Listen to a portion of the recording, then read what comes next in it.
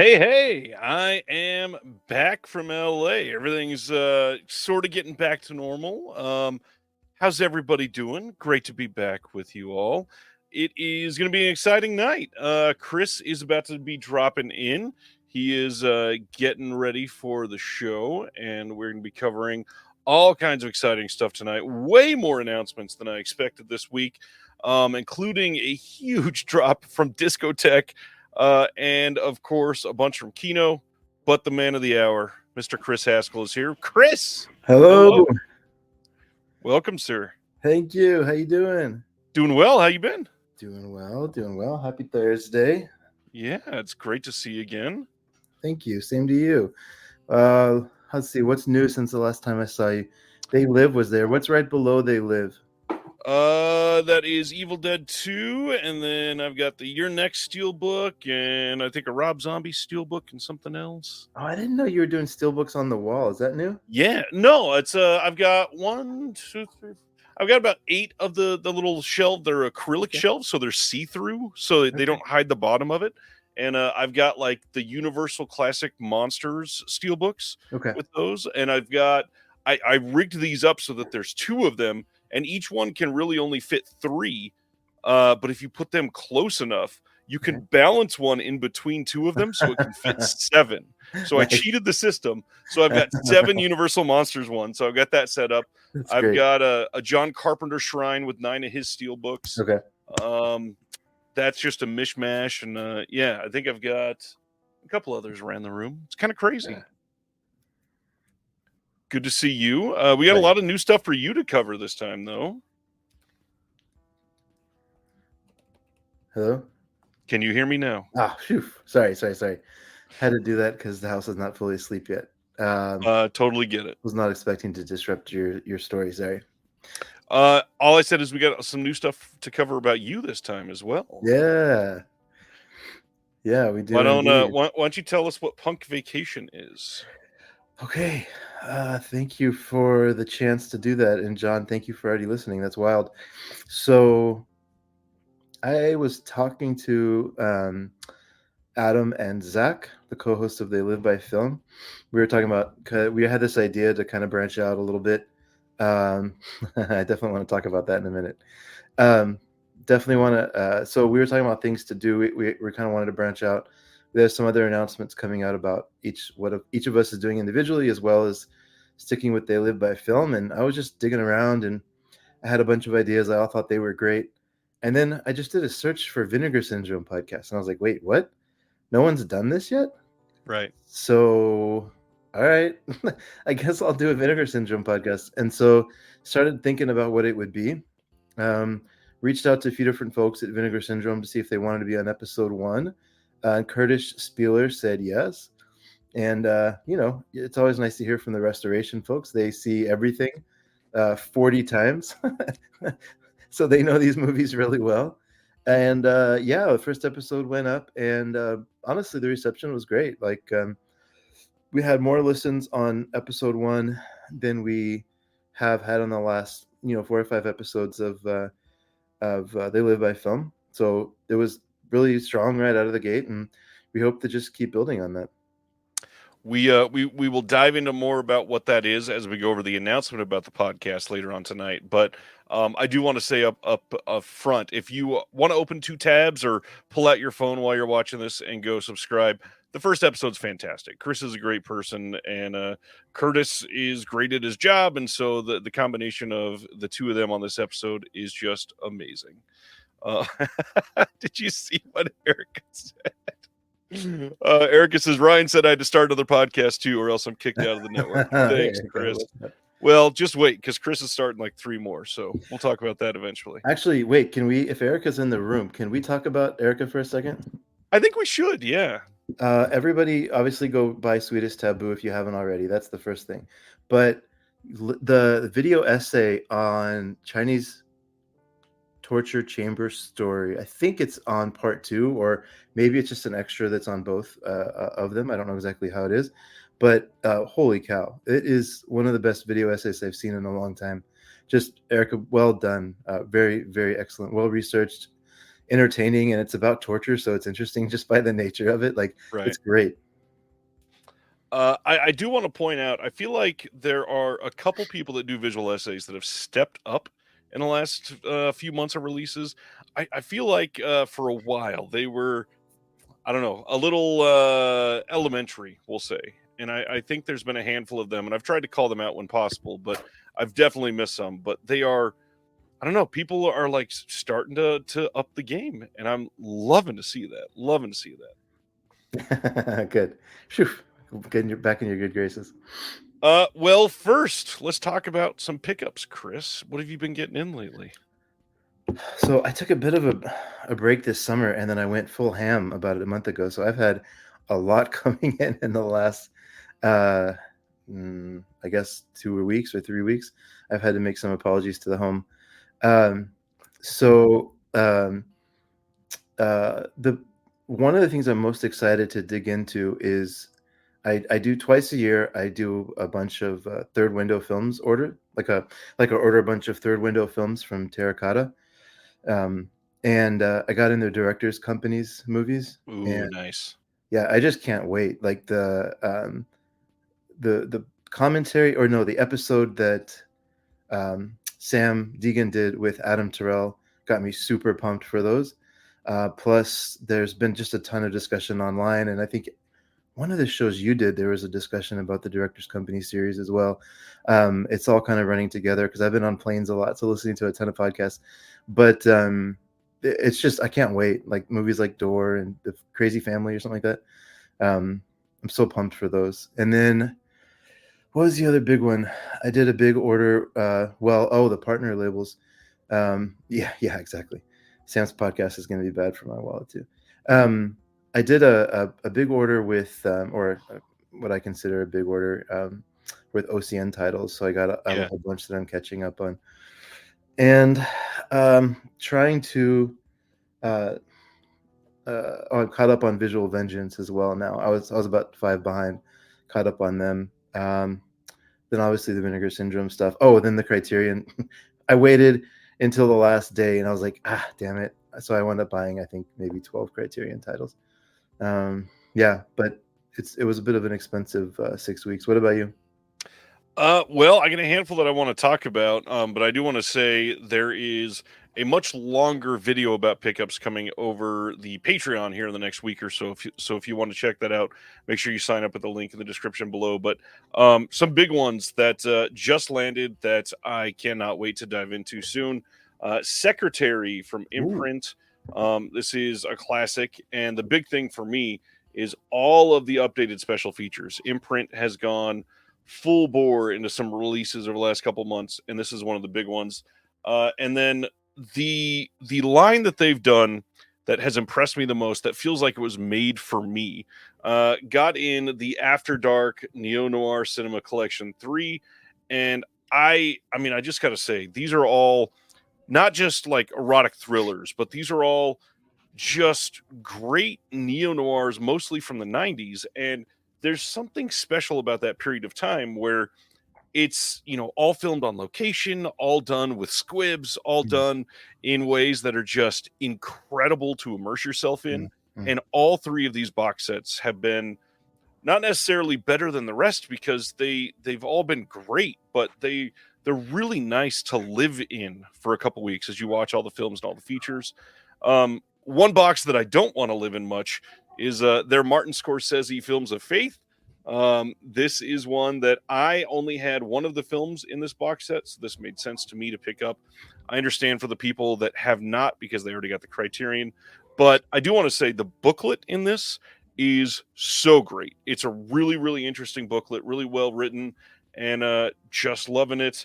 We're probably going to talk about this more in the next couple weeks, but new Mondo Macabro titles came in as well. Yep. While I was in LA, and then everything else, we'll talk about that on the Patreon pickup show. What about some recent watches other than Vinegar Syndrome? Have you been diving into much of anything else? Oh yeah, I've had so all related to the podcast, I think. You know what is probably a movie that I have to talk about for the podcast, but I want to talk about, for the Punk Vacation podcast, but I want to talk about it anyways, is Intrepido's Punks. Yeah. Go watch that movie, y'all. That movie's fantastic. It feels like some combination of like Ozploitation and like Italian genre film. It's just awesome. And like the punks in that movie, they nailed it. Like ironically, the punks in Punk Vacation, I think that the director had never seen a punk before or met one before, maybe like read about them in a magazine or something. But yeah, Intrepido's Punk is awesome. What was one that I really loved? I was surprised at how much I like Touch, the cinematograph release. Yeah. I'm probably a little bit down on 90s movies that are not genre films, like just regular kind of studio 90s movies. Understandable, yeah. Dramas and stuff. Yeah, but that like the dark humor in that's awesome. It's an Elmore Leonard novel, so a lot of satire, a lot of dark humor, and Skeet Ulrich was awesome, which I can't really like. How many times can you say that? And then two more I'll just call out. So, is Chris out of sync for anyone else? Oh, I don't know. Tell me if I am. I was literally just sending you a private chat that your sound has bounced around a little bit and your video is a bit laggy. Okay, hold on. While you're checking that out, I'll go over a couple of mine real quick. I, over the last couple of weeks being in LA and then catching up on some things that I missed, I've watched more than I expected. So I got a handful that I really want to go over. I can't really remember what I shared that I watched last week when I did that big live show with everybody at Jeremy's place. So I'll say that we all, while we were in LA, we all watched Criminally Insane together. That was one of the I think his name is Nick Millard double features that Vinegar Syndrome just did. And let me make sure I got that name right. Yep, Nick Millard. And that one, I mean, it's fun. It's not the best film, but God, is it an interesting watch. And it's wild to hear that they took like 5 weeks to film it because it didn't seem like it needed to be. One that I really want to shout out from this year that I don't think I brought up last week, Snack Shack, came out in 2024. It is the same director that did Dinner in America. Arrow Video released that, about 2 years ago. And Snack Shack is damn near close to as good as Dinner in America, which I thought was a masterpiece. I was stoked on it, and I really wish people would watch both of those movies more because the director really deserves to be a little more well known. I want to say, much to the chagrin of Dan Sibner in the chat, that I watched Trap from M. Night Shyamalan in the theater this last weekend. And yeah, it's illogical. It's nonsensical. Nothing about the storyline works unless you're able to just give up on the fact that this is supposed to really make sense. That being said, I was entertained the entire time through. I don't know why. Shyamalan works for me. I can't say much more than that. It's not going to be a masterpiece for probably anybody, but it's a solid 3.5 for me. It was fun, and that's what I wanted. That's exactly what I needed that night. The last thing, I've spent some extra time with shorts this week. I've watched 3 more shorts from Sean Baker that I had not seen and was able to find online. And then I really also went back to a film that I loved from just a couple years ago and rewatched After Sun. And After Sun is a masterpiece. I think everybody needs to watch After Sun if you have not. Charlotte Wells, first-time director. It is depressing and sad. Works better on a rewatch even, and is a really rewarding rewatch. Love me some After Sun. Carry on, Chris. Interesting. I have a couple questions there. What's the movie you liked called Shake Shack? Snack Shack, not Shake Shack. Snack Shack came out this year, and it is from the director. His name is Adam Raymeyer. Okay. And it's great. Okay. I really want to see, speaking of new directors that are kind of hitting their prime, I really want to see, what's it called? The new Yorgos movie that you just announced today. Kinds of talking Kindness. about it later. Yep. Kind of Kindness or whatever. Kinds of Kindness or whatever. Yep. What was the movie he just made with Emma Roberts? Where she goes through Do like we mean Emma Stone? probably. Although now I'm picturing it with Emma Roberts, and Sorry, I watch like 3 new movies a year. I'm not great with modern, with the kids. For some reason, I thought you watched more. Interesting. No, that's Zach. That Poor Things is the one from last year. Poor Things. Poor Things is like, I mean, like people are gonna be talking about that movie for 100 years. That movie's amazing. So I can't wait to see Kinds of Kindness with Emma Stone too. I hope. Yep, Good. she is in it.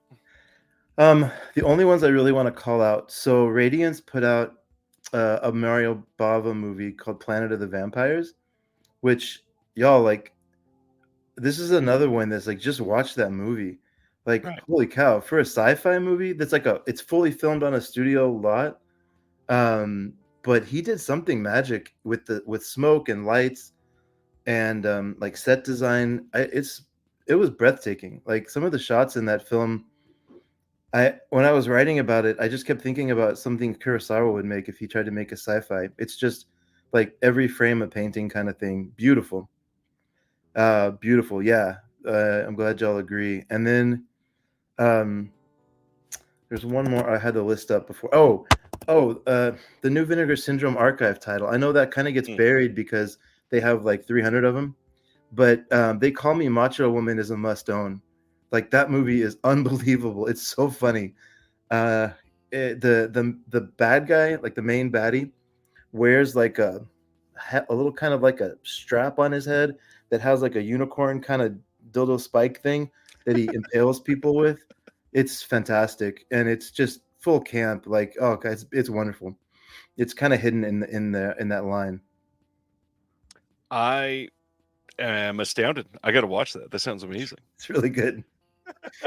It's really good. I also don't think I mentioned what we're going to be covering until after the announcements tonight. Tonight, Chris and I think we've done this before, but we tend to fall back on this because we're both just so passionate about the little guys. Essentially, we're going to be talking about some underrepresented labels tonight, places that people forget exist, labels that put out such good things that more people just desperately need to hear about them. I feel really bad because you did share some of your list, and then I went and gathered all of my titles, and I looked down, and I think all but 1 or 2 of mine are all Region B. So hopefully you're over in Europe or have a region-free player. But if you don't have a region-free player by now, get one because it opens up a whole new world. It really does. Anything else you want to cover before we jump into our announcements? Who was the big holdout? Was it John? Was it Omaha John? Who was the big holdout on Region B? John is a holdout, and then All That Is Man is a holdout too. John, you got to do it, man. Speaking of, when do we get the Hush announcement? That should be coming up soon. But no, I don't have anything else. All right. One thing I will say before we get into this, like I mentioned, there's a huge glut of discotheque titles. We're not going to rush through those necessarily, but I'm not going to take my time because Chris and I are both not anime fanatics and don't have a ton of knowledge. So we're mostly here to help educate people on those coming out. There are a couple of those, though, that I really want to highlight and really make sure that people understand are coming because they're very exciting. So we'll spend a little bit of time on them. But we get started in a really neat place because our first title this week, Zodiac on 4K. And this movie is great. This is like top 10 of all time for me. I adore this movie. Yeah, this is a big deal movie for me. This is coming on 4K on October 29th. And what's odd, this was filmed mostly in 1080p. And so I'm not sure the process for some of these. They absolutely can export to film, make a brand new print of it, and then upload that.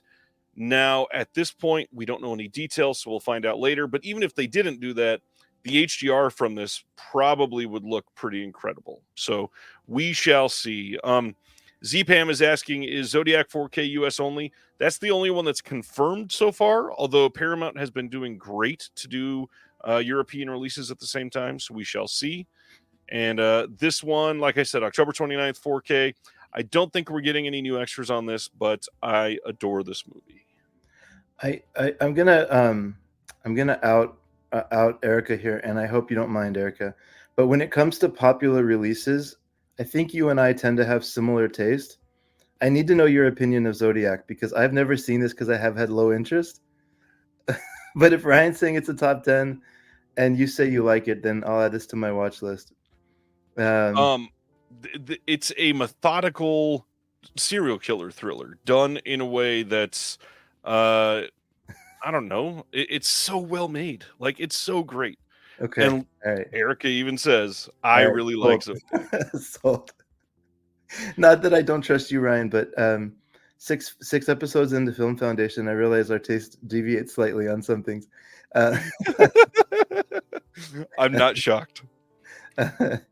Okay, Zodiac's on my watch list then. Hell yeah, can't wait to hear what you think.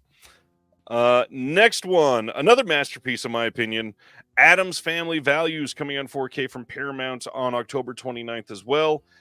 Not seeing any new features coming on this. However, I think this is even better than the original. This movie is hilarious. This movie is silly.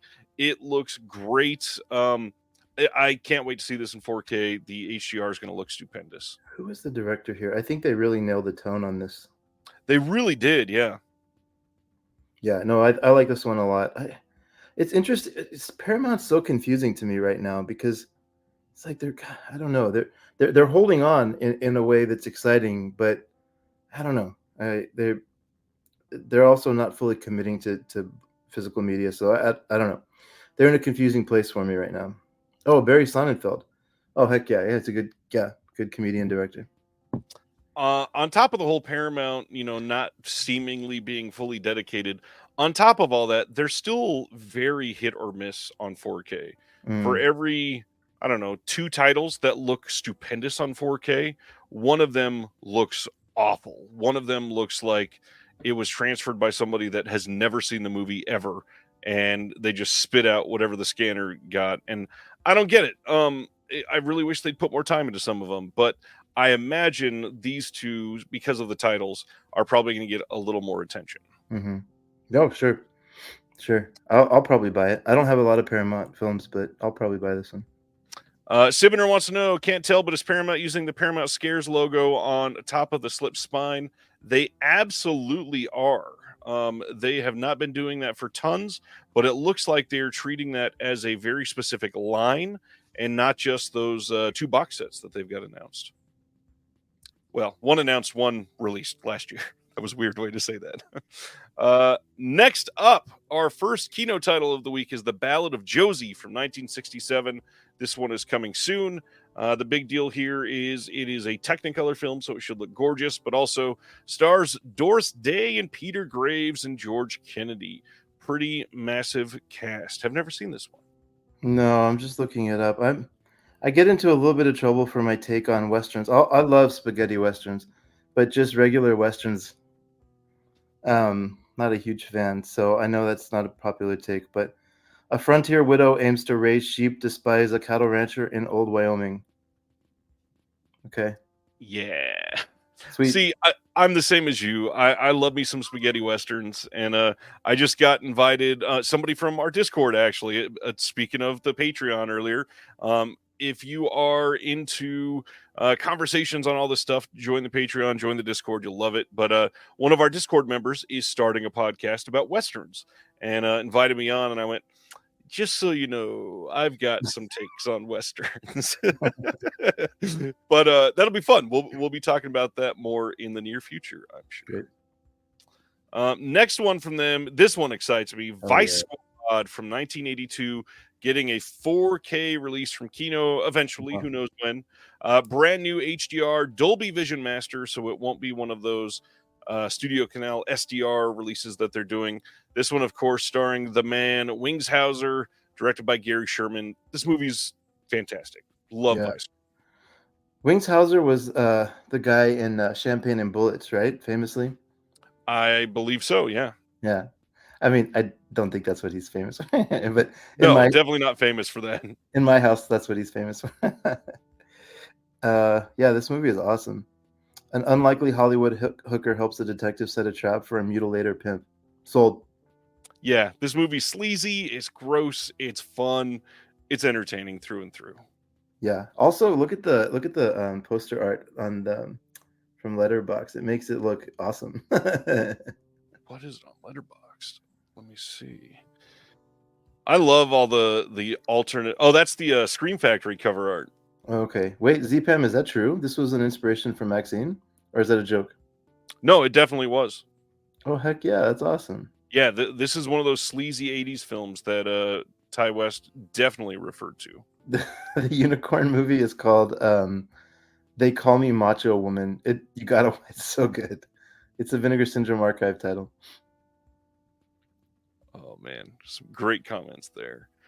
Next up, speaking of Paramount, they are releasing on October 29th South Park, Not Suitable for Children. This is another one of their like TV specials that they've been doing for Paramount Plus. Mm-hmm. Thankfully, they are all coming out on physical media for people that still love South Park.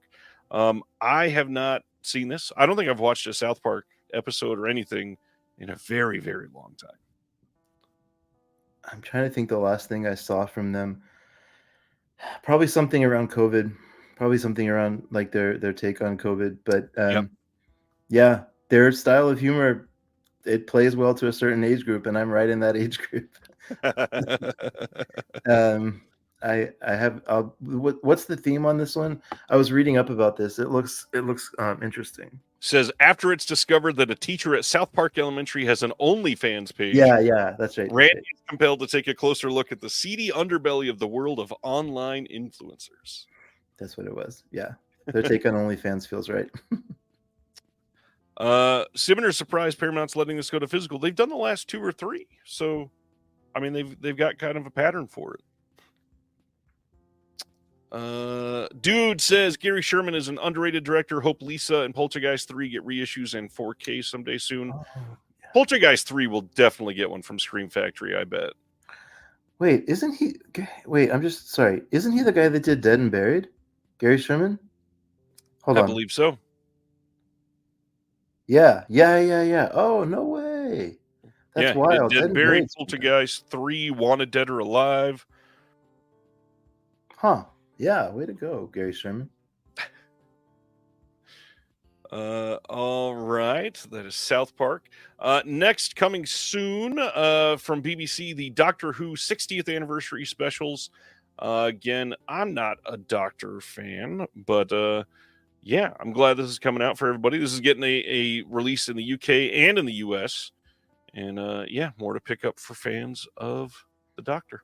Stan, I just added Deathline to my watch list based on your recommendation. Is there a good starting place for Doctor Who? I feel very intimidated. There's like different doctors and different timelines and universes, and from what I hear, if you are a fan of any of the actors that have played the Doctor, start with their first episode and watch their run and see if that is enough to entice you. And then from there, go and seek out everything else, because you might fall in love or you might find out that you absolutely hate the rest of them. Fair enough, yeah. They had one guy recently that was good. Stan's awesome. Oh, okay. All right. Peter Capaldi was one recently. Matt Smith was one recently. David Tennant was one recently. David Tennant's the one I was thinking of. Yeah. But okay, we'll see. Paul says start at 2005. Eric says the Fourth Doctor is a good place to start for most people. Y'all two fight it out and tell me who wins. No. All right. I'll see. Resident Alien Season 3 is coming out on Blu-ray on August 27th from Universal. I had no idea this was still on. I've heard this is rather good, but yeah, Alan Tudyk he's always pretty great. The actor, he didn't create this, he acts in it. He acts, correct. Okay. Yeah, never seen it. No, Imprint is continuing to give us some overwhelmingly great TV releases. We got 2 announcements this time. Both are coming out on October 30th. The first one is The Baron, the feature films, and this is from 1966. And ITC transformed 4 of their episodes into 2 like feature-length film versions of them. So they do have a little bit of an extended version for each of these. And they also are throwing in Sue Lloyd at ITC as a bonus on here. But as usual, this is just a monumental piece for bonus features. If you are into these shows, if you are into anything surrounding the Baron or the actors, it is crazy how much they fit on these. So they're worth every penny if you're a big fan. They're great sets. Okay. The other one they announced, I'm super excited about. This one is called TV Movie of the Week Collection 1, which means hopefully they're planning a collection 2. This is 3 TV movies combined into one hard box set from them, limited to 1,500 copies. And 2 of them, first time on Blu-ray ever. We've got The Deadly Dream from 1971 and Baffled from 1972. And then the third film is Scream Pretty Peggy, which was also released by Kino Lorber.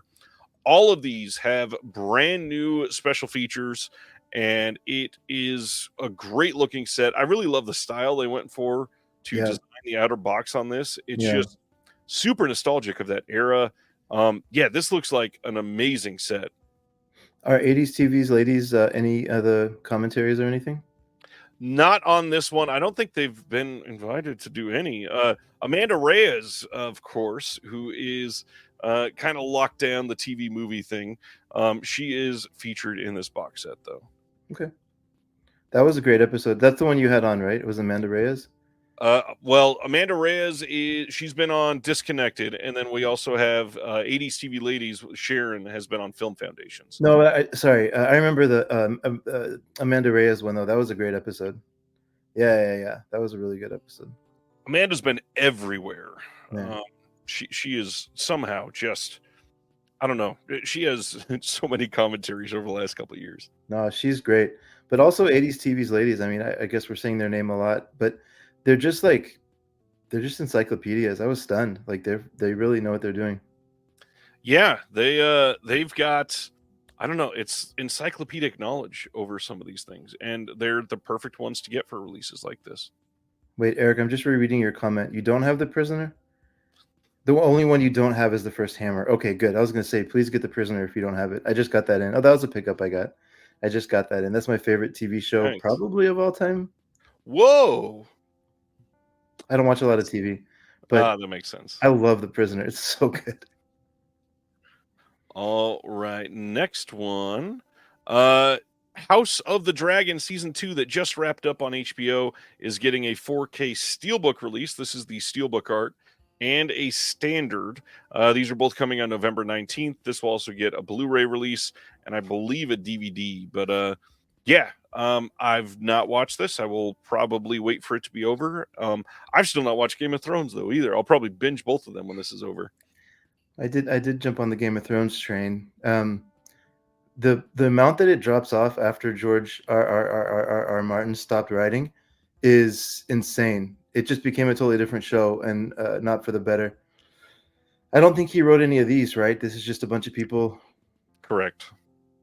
Nah, not interested.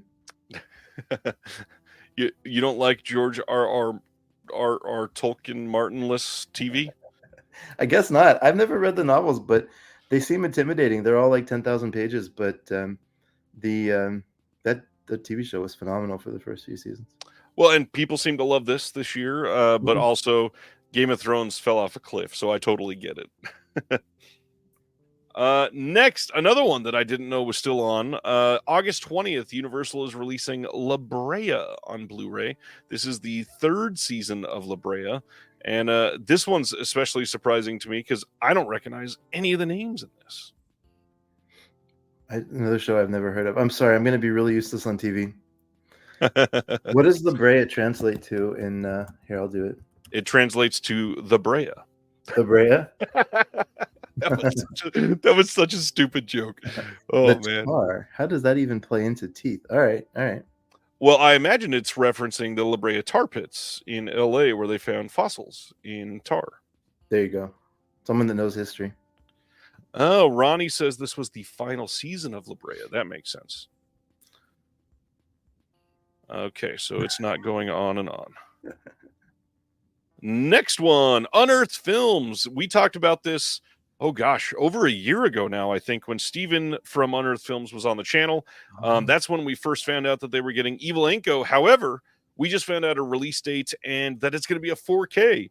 So December 10th, we're getting a 4K and Blu-ray release of Evil Anko starring Malcolm McDowell. And everything I've heard about this one is that it's amazing. This is from 2003. It's a little bit of a later Malcolm McDowell.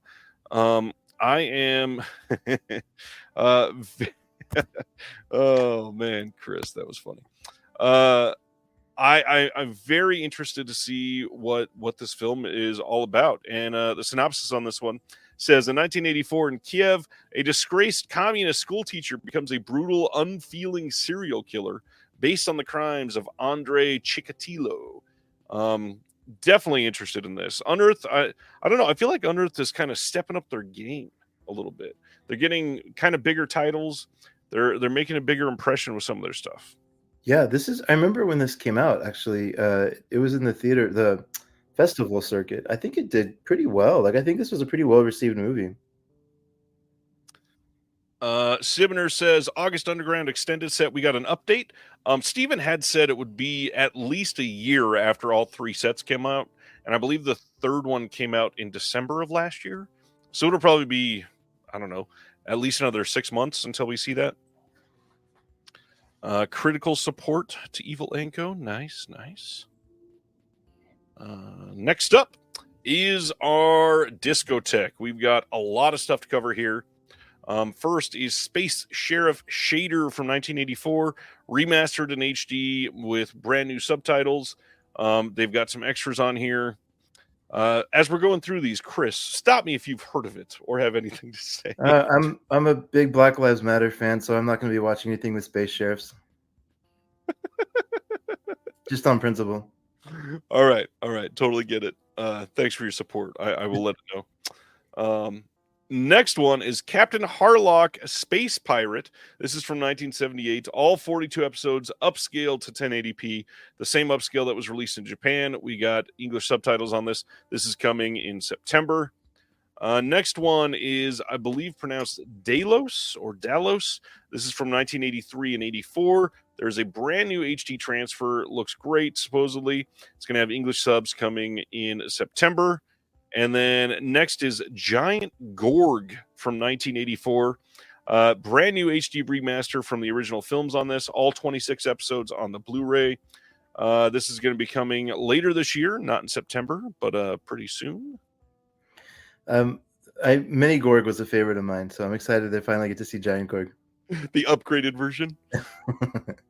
Next is Space Musketeer Bismarck from 1984 in HD for a Blu-ray release with all 51 episodes with English subs coming soon.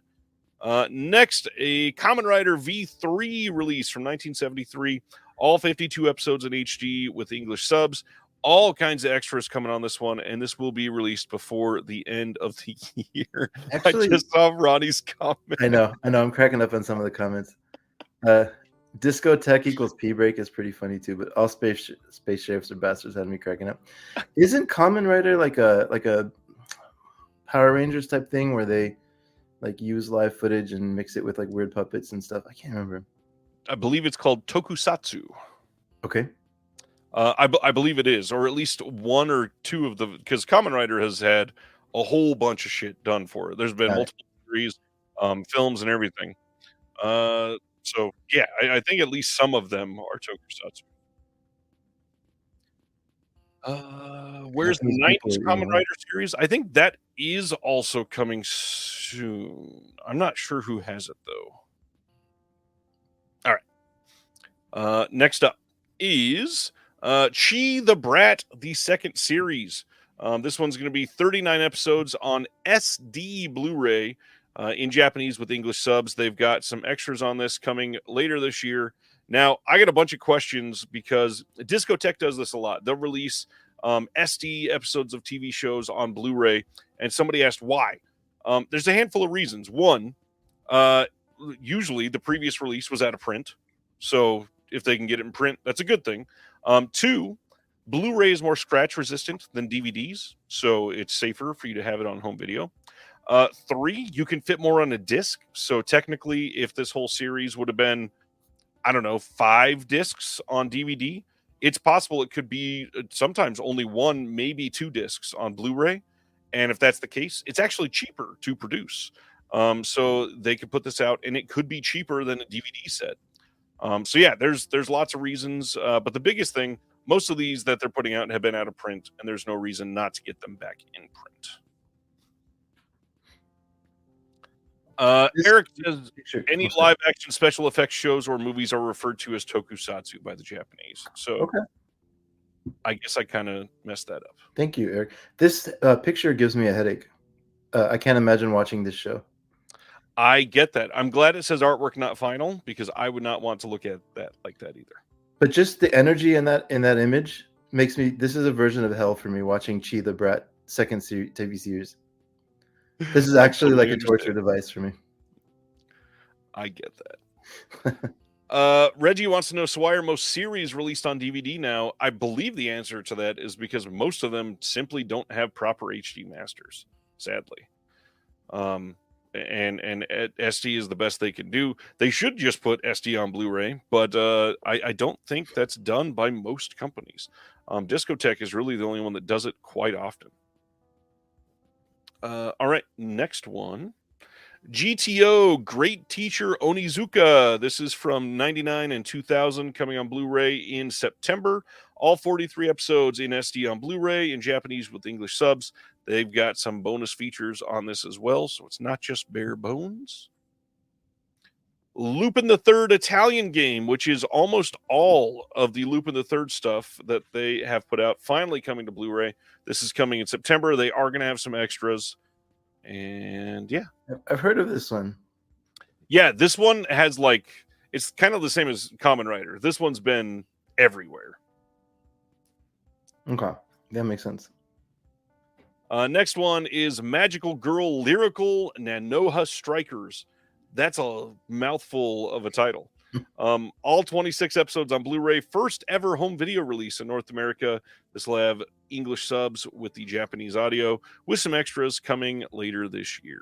Just a fair warning, buying this puts you on a watch list. Immediately, yes. Look at how young they look. Whatever. I won't get into my anime take, but yeah, this is a these are not interesting so far.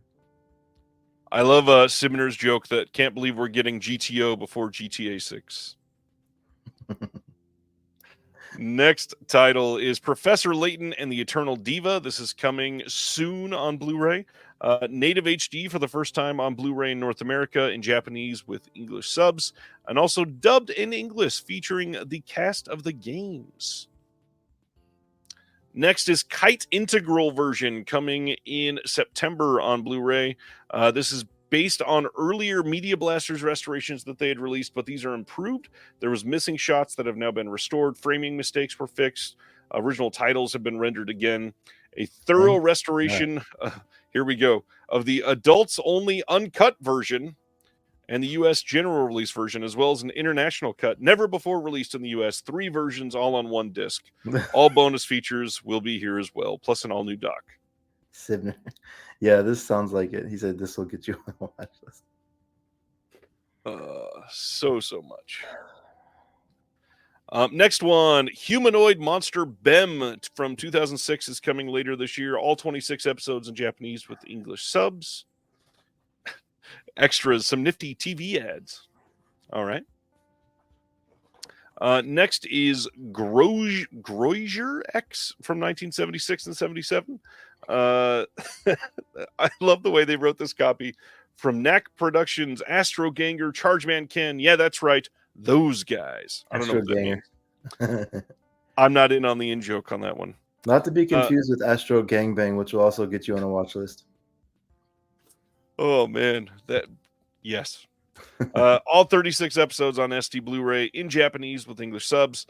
Next is Party 7. This one's live action. Questionable anime body pillows. This one is directed by Katsuhito Ishii and this is from 2000. This will have alternate ending, director interview, making of, storyboards, and all kinds of extra stuff. I believe this is coming as part of the Neon Nights line that Discotech has done. So yeah, that's a good thing. This is probably really good, actually. Next one is Dororo from 2007.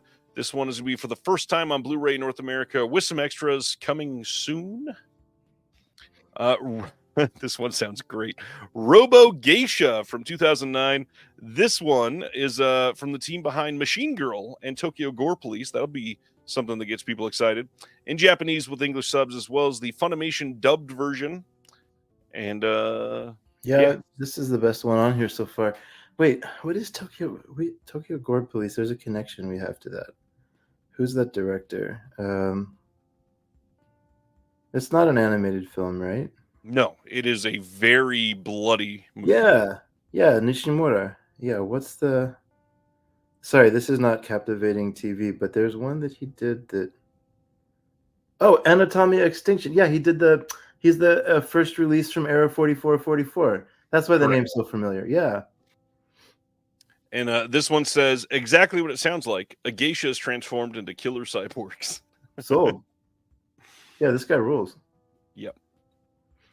Next one is Electric Dragon 80,000 volts. This was released from Third Window in the UK, so coming in the US on Blu-ray. They say this will be a kitchen sink disc. Tons of stuff on here. Interviews, stage greetings, concept art, and more. And yeah, this one's supposed to be great. Did you watch this one from Third Window? No, I saw this the year it came out or something. Like I saw this. Oh, wow. Yeah, this one came. It was like a. Let me make sure that I'm not thinking of the wrong one. This is like a 2001-ish type thing. 2001, right? yeah. Yeah, no, I saw this, I think in theaters even. This movie's great. Super fun. Amazing. That's fantastic. Silent Mandible just got a Region B of that. Nice. Next one is Keiko Kamen the Trilogy, or Kiko Kamen the Trilogy. This one says, do you like naked ladies? Because here's a superhero trilogy with a lot of them.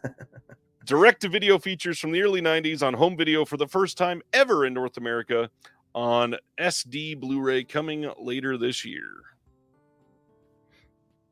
Sweet. I mean, that's an easy way to sell a lot of people.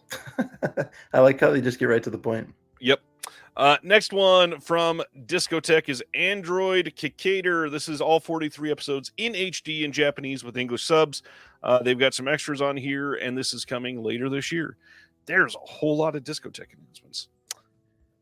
Next one. This one's coming soon. Special Rescue Police Wind Spectre from 1990-1991. All 49 episodes on SD Blu-ray in Japanese with English subs. But maybe the biggest news... Yeah, here we go. MXC, Most Extreme Elimination Challenge, the series, is coming on SD Blu-ray. Volume 1 will be coming this year, comprising the first 3 seasons. Volume 2 will follow later. They will have extras that will be determined later. There are, I believe they announced in their Zoom little stream that they did, that there are either 4 or 5 episodes that they could not clear the rights to, and everything else is here. So... I am so great. I'm so glad that this is coming out. This is a big deal. Some of the DVDs have been out of print for quite some time. Yeah. This alone will be cheaper than... Yeah, why do we have a Daffy Duck? That's a funny GIF happening on the screen, and I can't hide it. Movies with Brandon is very excited about this, clearly. Yeah, this is like... Both volumes together will be cheaper than one of the season's DVD is going for right now. So this is a huge deal. Stoked about this. I'm sure most people have seen 43 episodes of this without even realizing, and I cannot wait to watch them again. Yeah. It's a little bummer they didn't put Takeshi's Castle on as like a bonus feature or something. Yeah. I mean, hell yeah. Like there'll be a Discotech title in my home. I didn't expect to be saying that. I've got a few. They do good work. Oh, I'm sure. That is it for Discotech. So now we're back to the regular stuff. November 26th, Warner Archive just wanted to come out ahead of it, I guess, and get people hyped and understanding. Looney Tunes Collector's Choice Volume 4 is coming November 26th, we will get a proper announcement with the list of shorts and all that are going to be on it. I'm just so glad that this is coming. This is, this has been a great series that they've done. I think that they've been great. I just wish they, I don't know, could do all of them. It would be nice. I feel like they've jumped around a little bit, but I'm glad this is coming. Well, there's a standard now for 49 disc sets, excuse me, that are comprehensive. They don't even have to be comprehensive. Not even a little bit. Hopefully they do put out everything. I mean, you would think that they would do like 100 copies of just like the Looney Tunes show, like cartoons, right? Yep. Honestly, I would buy it. I mean, I don't even know if it's $500. I don't care. Like, I would own it just to have it. I mean, those are like, I grew up on these. I agree fully. It absolutely would be worth it. Kevin from Olives Major says, that's it for Discotheque? What a light slate. The funny thing is, I picked and chose what to post. There was still like 8 or 9 other announcements from them that I didn't post. All right, keeping this going, here's a little movie that most people maybe have never heard of. October 21st, BFI in the UK is releasing a 4K and Blu-ray release of Seven Samurai. Newly restored by Toho in 4K. This is coming in a Blu-ray, 4K presentation in Dolby Vision. You got a new audio commentary by Adrian Martin on this. There's a whole lot of archival extras on this. We've got a double-sided poster, set of 4 postcards, updated and improved English subs, and some other extras coming as well. Chris, how do you feel about Seven Samurai? This is one of those Evil Dead type titles where I'm tempted to own every version of it that comes out. I get it. Yeah, I don't know. I mean, I don't even care that it's cliche. Yeah, no, Kev, don't go into this without seeing the first 6. It'll be very confusing. I mean, they get a little derivative around 4 Samurai, but 7 Samurai is pretty good. When it starts off with 1, honestly, it's a little boring, but I get it. I will say, of course, we've gotten lots of questions this week on, is there a US version coming? Undoubtedly, Criterion is releasing this on UHD eventually. When? That could be November this year. It could be November of 2029. However, I would be willing to bet half of my collection that Criterion is going to release Seven Samurai in 4K in the US. How many Criterion movies are in your collection?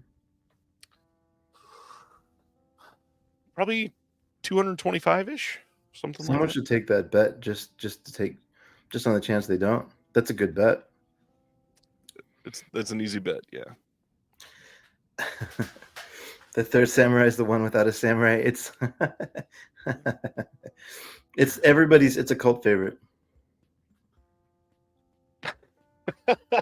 Paul, I still haven't seen American History X. Need to see the first 9. Oh god, I'm crying. That was really good. That's good. I have PTSD because we just had to watch all of the Fast and Furious movies for the podcast for They Live That's right. Home. By the time we got to Fast X, I was very much over that series. Stan, I've been going back and forth on this point ever since I saw it. It's pretty on point with like the emotions of the movie. But for me, like, I just can't, like, that classic image of like the 6 dots and the triangle at the bottom. I don't know. Like, for me, that's the movie. I mean, I'm not trying to argue with you. This is a great image, but I was just processing. I was thinking about this a couple days ago when I saw this. All right, moving right along. Wow, from Seven Samurai to Tinto Brass. October 22nd, Cult Epics is releasing a 4K and Blu-ray release of Cheeky from 2000. On this, you have 2 options for site-exclusive slipcovers that are supposedly selling pretty well. You've got the pink, and then you've got the blue that is not censored and is just pure butt, as you come to expect from a Tinto Brass title. On this, we're going to have a new audio commentary by Eugenio Ercolani and Nathaniel Thompson. You've got a bunch of interviews. You've got a bunch of archival information. This is going to be a solid release. If you go on the Cult Epic site, which is not a great website, by the way. We can talk about that for sure. But if you go on there, you can get this exclusive release they're doing with postcards and everything. I just want to say, Cold Epics needs to get their stuff together. If you go on their site and you click on a title, it takes you to a PayPal checkout screen. There's no give me more information. There's no shopping cart function. Click, buy. That's it. That's crazy. I don't know. Yeah, I mean, Shopify is expensive, but there has to be a middle ground. Right. Ocean's 1 is just a guy.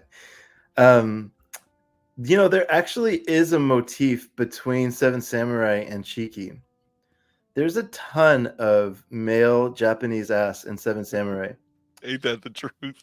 So it's not that much of a stretch, actually. Tinto Brass could have made Seven Samurai. You need to use the word stretch while discussing this? You what? I said, do we need to use the word stretch while discussing this? Oh, man. All right. Going to the next one. Speaking of, you just brought this up. You. Amazing. September 10th, Mill Creek is releasing Icons Unearthed Fast and Furious. This is supposedly a really great documentary series. Did I miss a comment? No. I was just being sarcastic to your comment. Oh, you're excited. I have so much PTSD around anything related to the Fast and Furious franchise. I'll pick you up a copy of this. This one, they were able to get Tyrese, T.I., and Lucas Black back on to discuss the series.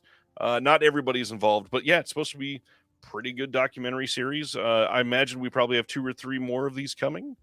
Wait, they've already done The Simpsons and a handful of others. I don't think these are Tubi level docs, but I don't know. Maybe they are. Hold on. They got Tyrese makes sense. T.I.? Isn't he only in one of them? Yeah, and do y'all know who Lucas Black is? He's the dude from Tokyo Drift who makes like a brief appearance in maybe like 9 and maybe 10, okay. 8 or 9. But like, that's who they got? Yeah. And it's over 5 hours of interviews. From those 3. That's what they list. Oh, and it's a 6-part documentary. That's great. I don't know. That's a lot. Next up, Ultraman Blazer series and movie from 2023 and 24 is coming from Mill Creek on October 29th. You can pre-order this now. The Ultraman stuff has been very well taken care of by Mill Creek. I bet this is going to look great. This is one of those things that Mill Creek gets access to really high level scans and everything for. They did the same with the Andy Sedaris titles. Everything else, it's not great, sure, that Mill Creek puts out. But I hope this looks pretty good. Yeah, I know Ultraman has a lot of fans. This is a top-notch joke, Sibner. They interviewed T.I. a lot for this. His segment is called TMI. That's very funny. Let's see what is next. Longlegs is coming to a 4K steelbook near you if you're in the UK from Black Bear. This is a distributor in the UK, and we don't know about extras yet. You can get this on Amazon UK. You can get it from HMV. Diabolic and Orbit still had some left today, but Diabolic has warned a couple times that they've sold out of their fulfillment, and somehow they were able to get a little bit more. So hopefully, if you're after this, you get it. Now, I've had some people ask this week, is this going to be coming to Steelbook in the U.S.? And I have to say, if I'm a betting man, I would say this is a no. Neon has not done any Steelbooks in the U.S. Previously, they had done one with Decal, but I believe that was before they had really started working together with Decal. So my bet is it would not be coming to Steelbook in the U.S. If you really want the Steelbook, there's multiple multiple retailers in the U.S. that are selling it. So now's the time. If you really want it, it's a little pricey. It's like $46, but now is the time to pick it up if you want it. Who's this is like somebody's son or a new director. Who is this again? This is Anthony Perkins' son, yeah, Osgood Perkins. That's right. And he's done, I think this is his 3rd or 4th feature, and so far, they're all pretty damn great. His breakout feature was Blackcoat's daughter, with who you mentioned earlier, accidentally, Emma Roberts. Just tying it all back together. Should I see this or Zodiac first? Ooh, Zodiac for sure. Okay. Zodiac is a much better movie than this. Ooh, much better. Much better by a long shot. Take that, Osgood. The Werkmeister Harmonies by Bellatar. This is coming on a standalone 4K release in the UK from Curzon on October 14th. This is yet another situation where they're putting out a film on 4K and then releasing a box set that only has that same film on Blu-ray. They are also doing Bellatar, a Curzon collection on that same day. Chris, tell the class how you feel about Curzon. Well, it won't be an issue here because they put subtitles on movies that are not filmed in English, so it won't be an issue here. I'm so confused by Curzon because they seem to have people that like the kind of movies that I like, and this is a great example. Like, I'll buy this box set and I'll watch these movies again. But they reuse what's it called, scans, and they just go cheap on the actual transfers and like the quality of the film in the box sets, but they put all their money onto artwork, and the special features are all over the place. Sometimes they're great, sometimes they're empty. It's just so scattershot. It's like there's no quality control or vision. Right. And then they release a Ruben Östlund set, and it has a custom card game in it. Like, you go through that much care, but yet on a really great Lars von Trier set, you can't put English subtitles on English films. Drove me crazy. But like, honestly, Werkmeister Harmonies is a beautiful, like, for anybody who hasn't seen it, it's just like a meditative, slow, very beautifully shot film. I loved it. I got like in a trance watching it. It's very good. Excuse me. Dying. You choked up. That's the effect it has on people. If you need to take a break, I can talk about this movie for a minute. So the basic premise is, as if Ryan dies, I don't have the ability to switch. So we're going to be talking about Werkmeister Harmonies for the next 3 hours. Or we'll just watch it together. But it's the whole movie is like a metaphor. And so you're watching this town, and like a circus come into the town, and the town react to the circus, and they bring an actual whale into this town. But while the circus is in here, the town is kind of falling apart, and there's not an invasion, but there's an army that kind of comes in and disrupts the town. And so it's like layer on layer of metaphor, but it's a beautiful movie. It's very, very good. I inhaled a cough drop. I'm sorry. I came home from LA pretty sick, and I'm mostly over it, but trying to be okay. Oh, you were actually choking. I thought it was just like you went down the wrong pipe or something. Nope. Inhaled a cough drop, and it messed me up. This one, for some reason, I feel like a lot of people forgot or didn't realize Criterion released this earlier this year in April. Yeah. It also came out on 4K here, but for the longest time, this was very hard to see in Region A. This is a title that was not able to be gotten easily. This is something that I had somebody today commenting, when is this ever going to come out in Region A or Region Free? And I just say, hold on, here, let me get you a link. So now that you're looking at it, this is also out in the US if you're after it still. Yeah, it's beautiful. And someone was sorry, can I scroll down? Eric, you were talking about the soundtrack. It is a beautiful soundtrack too. Yeah, that's a good call out. Let's see.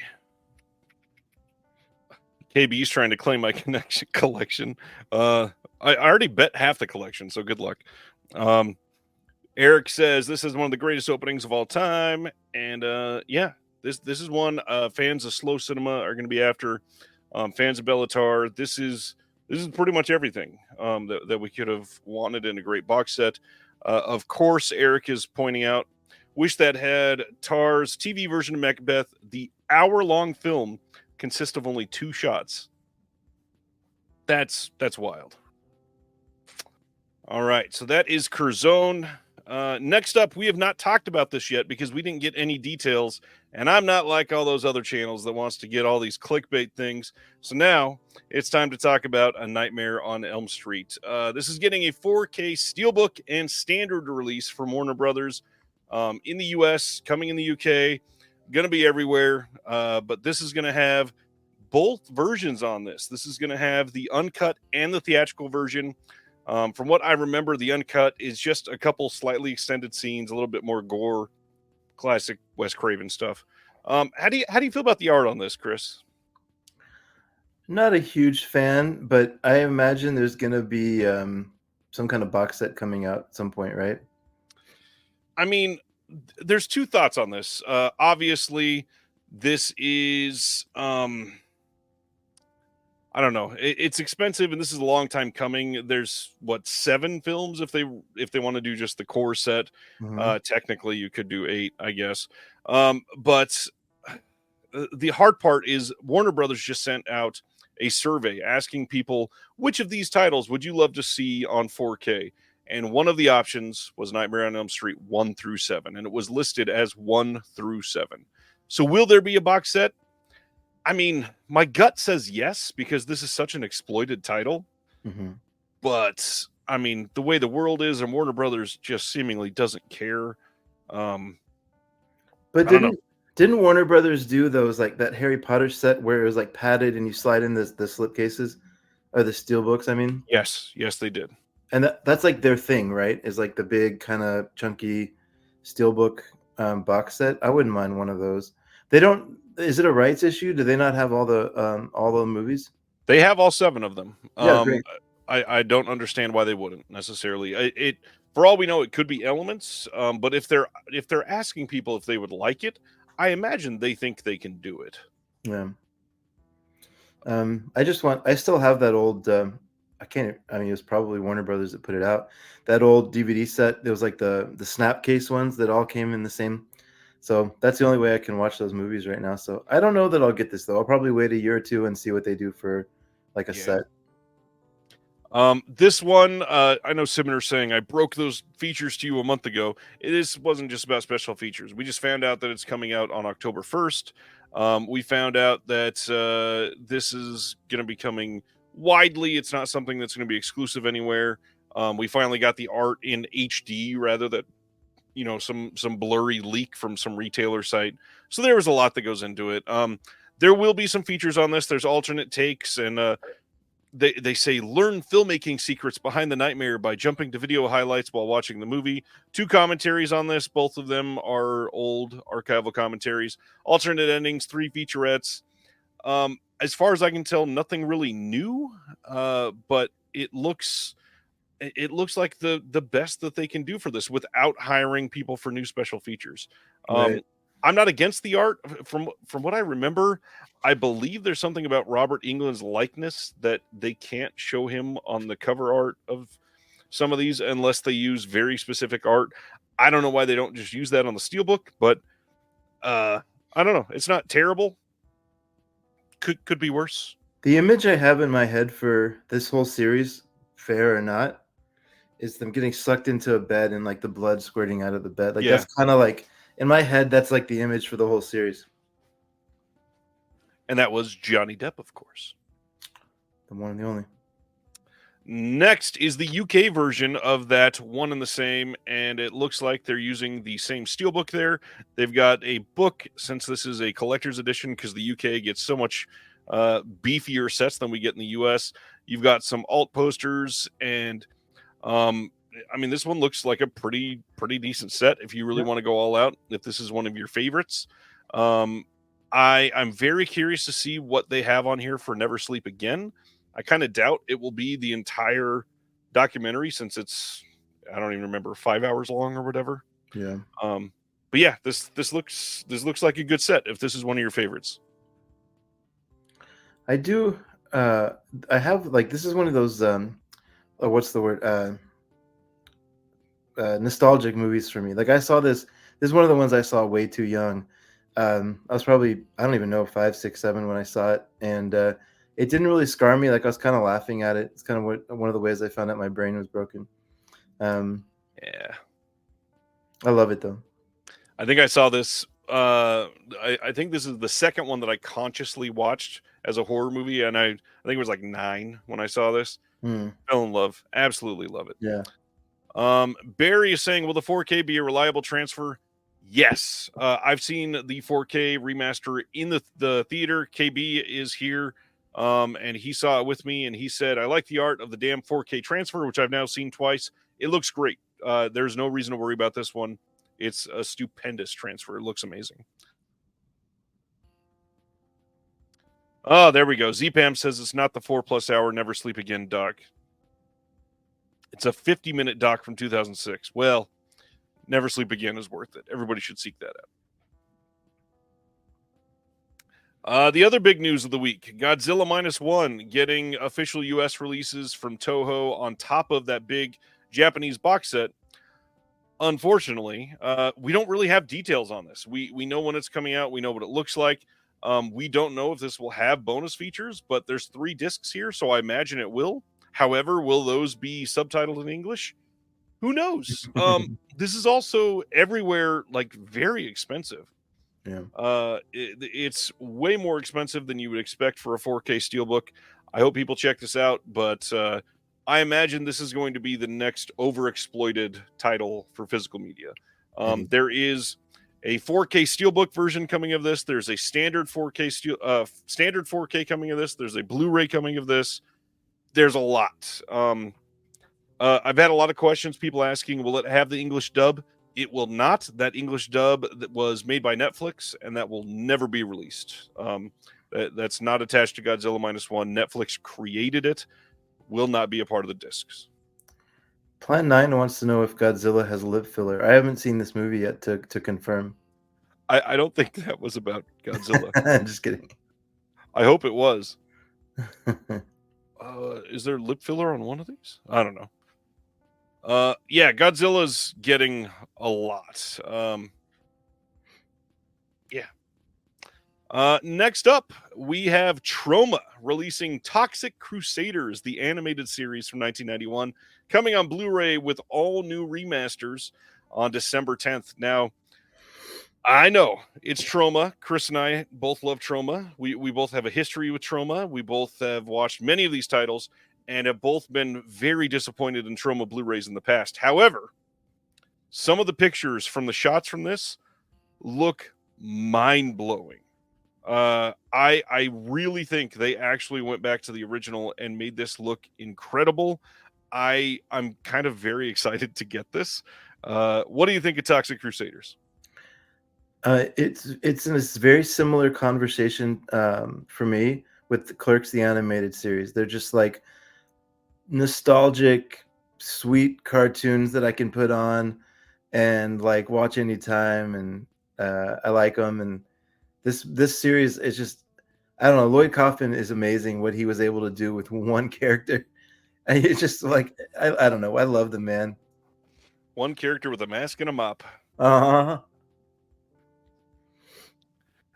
What's funny, Kev's all excited that we mentioned the Clerks animated series. I almost bought the Clerks animated series last week in LA, and now I regret it. I probably should have. The old DVD?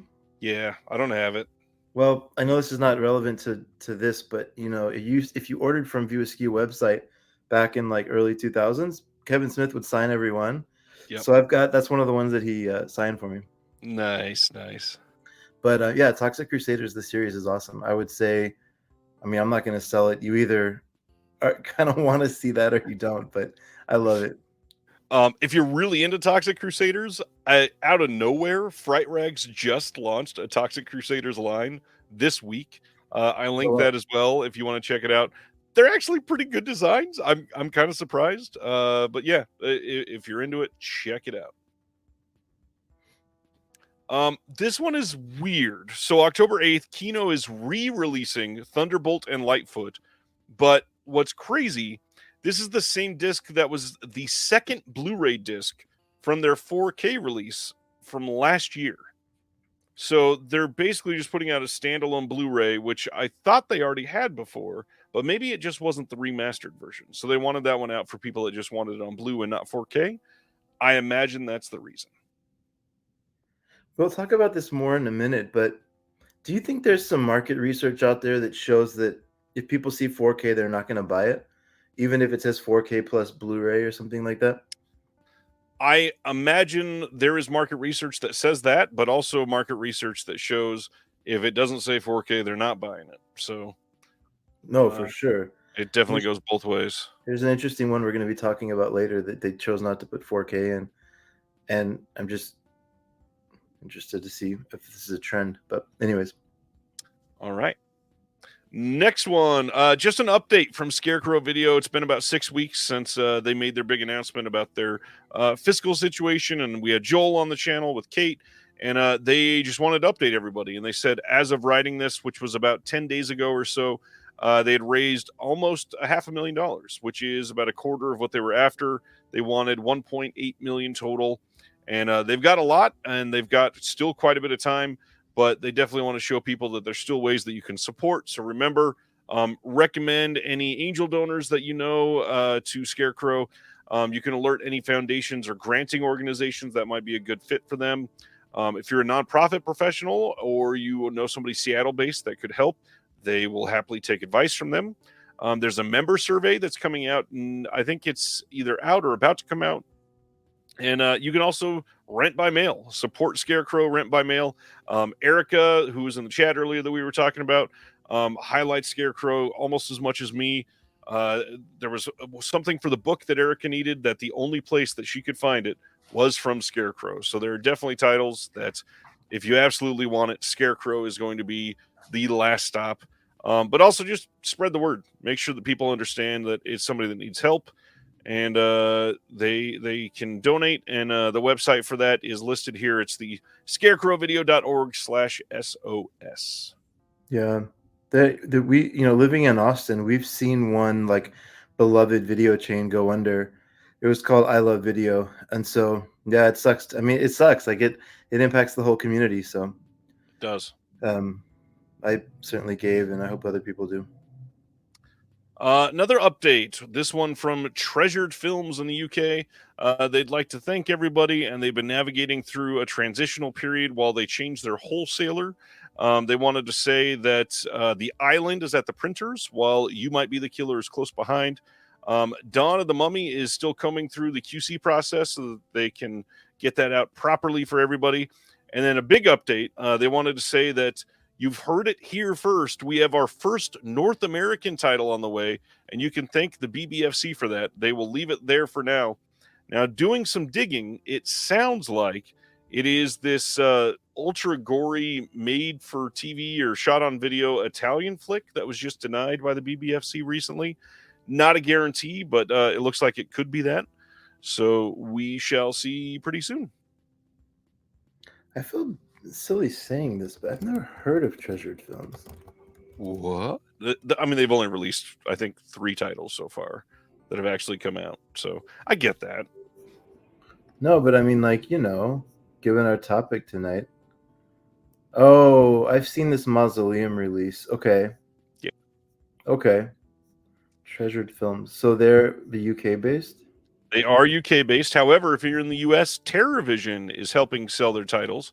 You can go over to terror-vision.com and pick up TerrorVision and Treasured Films titles all in one fell swoop. Dang, they're so cheap. They're £7 on their website. They are very cheap for the standards, yes. That's great. Yeah, go to TerrorVision. Sorry, I didn't mean to. Yeah, go to TerrorVision. No, you're absolutely right. Obviously, the shipping will be the kicker there if you're in the US. So check out Treasured Films. Check out TerrorVision. Good stuff all around. Hey, Punk Vacation, a Vinegar Syndrome podcast. We talked about this a little bit earlier. What else can people look forward to hearing, throughout the month? Yeah. So I have to shout out, if you could possibly pull up the artwork for one more second. There is somebody who's a listener. I don't think he would be in the room tonight, but his name is Adam Danbury, and he's on Instagram just at Adam Danbury. and he's just like a professional graphics designer. He does like ads for soaps and shampoos and stuff, and just offered to do this in his free time. And we went back and forth a few times, and I'm in love with this artwork. So I just wanted to call out Adam and say thank you. I think he nailed it. I asked him for something that kind of felt like Andy Warhol, and obviously please include Rudy Ray Moore if you can. It's incredible.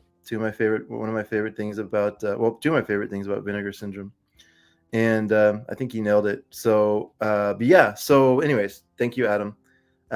Thanks, Dan. Yeah, Adam Danbury on Instagram. Nothing like this on his Insta, but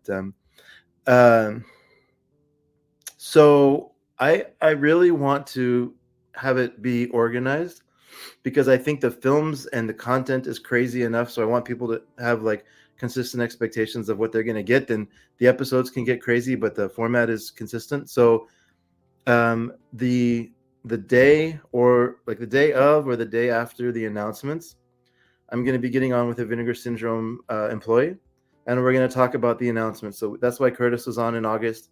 We recorded that August 1st. I edited it quickly, and it was released August 2nd. We're going to try to do it that way. So it's like pretty quick, and you get that release. If anybody from Vinegar Syndrome is on tonight, I don't mean this as a slight. I was just surprised. They refused to go even a day early. It's just, I guess it's their culture. They just absolutely won't go on the 31st, just to kind of make things easier, but that's fine. So record on the 1st or 2nd based on availability, and then try to quickly edit it and get it out. And then, I'm a subscriber, so I get the movies in around the 24th, 25th of each month. So these movies that I got in July 24th, I've been watching. And then as I go through all the Vinegar Syndrome mainline stuff and all the sub labels like VSL, VSP, VSU, VSA, VSL, VSP, VSU, Degasser, Cinematograph, and Distribpix. I think I got them all. But I'll try to go through all those for sure, and then I'll get as many of the OCN titles as I can in after that, and just then around the 15th of the month, whatever that Friday is, it'll be sometimes the 13th or 12th or 15th, but I'm going to try to get it around the 15th. I'll either do it myself, or I'll have if any of y'all have like KB, I know I see is in here, whoever else has YouTube shows, if anybody wants to just come talk Vinegar Syndrome, that one's a little bit more open. I might have Vinegar Syndrome folks on that as well, as I can get them. Well, yeah, I guess I don't mind saying this. So Liberty's going to be on the one in September, in the middle of the month. Then we'll just talk about the July releases, and then so that'll be the core. The first is like the announcements. The 15th is the ones from the previous month, really kind of going through them and talking about them. I'm going to be honest. If I don't like it, I'm going to say it, even if someone from, I mean, I just, I want to try to be an honest place to go through and say my opinion at least. And then I'm going to try to do a back catalog section as well, where we highlight some films that need to get some love. So I am just like Brendan, super stoked for this. Again, the first episode was great. Curtis, because he literally sees every film far too many times, because it goes through him. He knows everything, and he was able to speak on everything super competently. And you're passionate about it. It's great. It's the perfect show for anybody that loves VS. Please go subscribe. Thank you for the limelight. Of course. Severin had got into some hot water last week based on their release of Opera. Somebody went and posted these really awful cell phone pictures on the Blu-ray.com forums, and based on that, the world caught on fire and everybody started to riot. Severin is working on a replacement disc. The long story short, it looks like the HDR color space did not get checked properly when they were authoring the disc, and they are re-authoring a brand new disc, and then they're going to be sending those replacements. It is going to come to you. You don't need to contact customer service. If you bought it, you will be getting one no matter what. They're doing the right thing. This is something that should be applauded. They found the mistake. They found the error. They fixed it quickly. You're getting a replacement for free. It's a good thing. Yeah. Severin is another one of these ones to me, kind of like Vinegar Syndrome, that I just feel like they just seem to have money. I don't know if they have a cash infusion, and I don't know, or maybe they're just selling well, but like they're getting bigger titles. And it's the right people to be getting this bigger titles, right? Like they're passionate about the work. So I mean, this kind of stuff is going to happen, but their response is better than Arrow's. I can't argue with that. Yeah, Arrows was god awful. Justin Liberty was just telling me that he still hasn't got his replacement for the Coffin Joe set. No, I haven't got mine yet either. Oh, jeez. Yikes, that's not good. Next up, 101 Films in the UK is releasing The Sword and the Sorcerer on October 7th. This is probably the exact same 4K disc that was released by Scream Factory. There is going to be a bunch of extras on this. I believe they are all the same from the Scream Factory release. And then you've got the poster and the art cards and all that fun stuff, plus a booklet.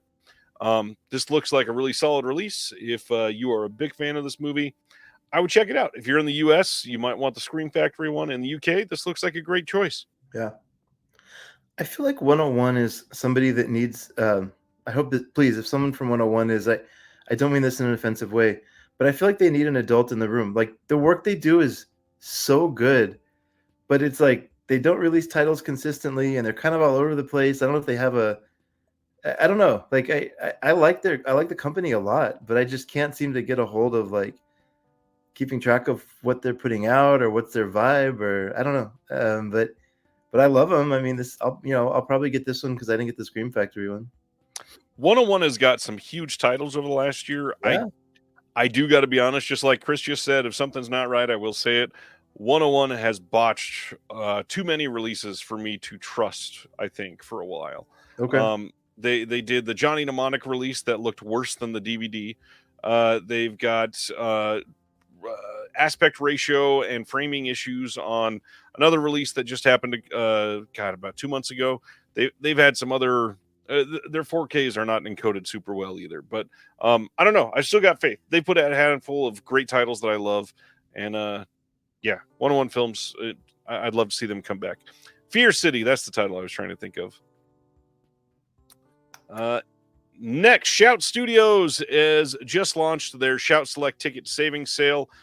This is going on until August 15th at midnight Pacific.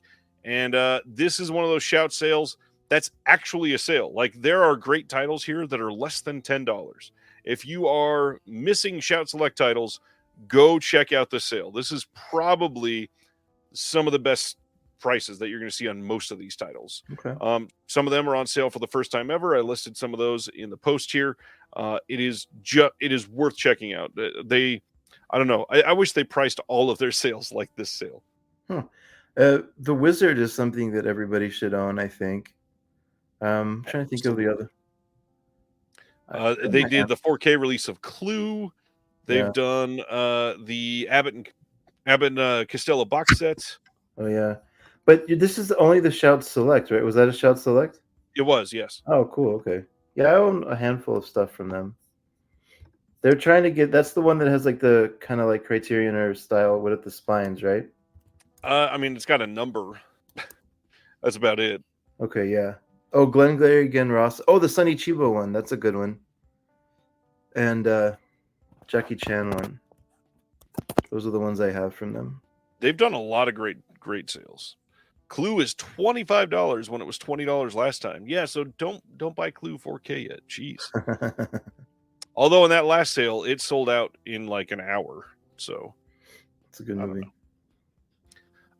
Here is another big deal. Grindhouse releasing, finally put up for sale, Hollywood 90028 from 1973. This is one that they announced, I don't even know, 4 years ago, something like that they've been working on it. And this is finally here. It is a pre-order, so it's not shipping right now. It will be shipping in October.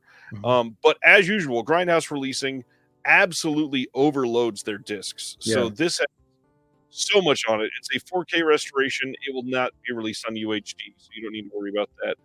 There's in-depth interviews with Christopher Augustine from the film, Jeanette Dilger, Gail Davis, the editor, audio commentaries on this. There's alternate scenes from the original X-rated version, an experimental 16mm short film by the director Christina Hornisher, outtakes, still galleries, liner notes, a bonus CD with the original soundtrack album, and other surprises. Grindhouse still does like Easter eggs on all their discs. This is probably going to be a really great disc if you're excited about this film. What's the God? I'm drawing a blank. I can't. Who's the guy that runs Grindhouse? It is the guy that works with Sam Raimi. What is his name? Yeah. Anyways, so has anybody have any of have you or any of the other podcasts ever spoken to him? No, he's elusive, right? He's never available. Yeah. He's I've one tried. of the big gets. He's harder to reach than Criterion almost, but well, at least he might say yes if you ever got in touch with him. Criterion will not. Nope. All right. Next up, this was just announced today. Inside Out 2 will be getting a 4K release, but only if you buy this steelbook. It will not be getting a standalone 4K release. This is coming out on September 10th, so pretty quickly. Considering this was such a huge hit for Pixar, that's kind of fast for them.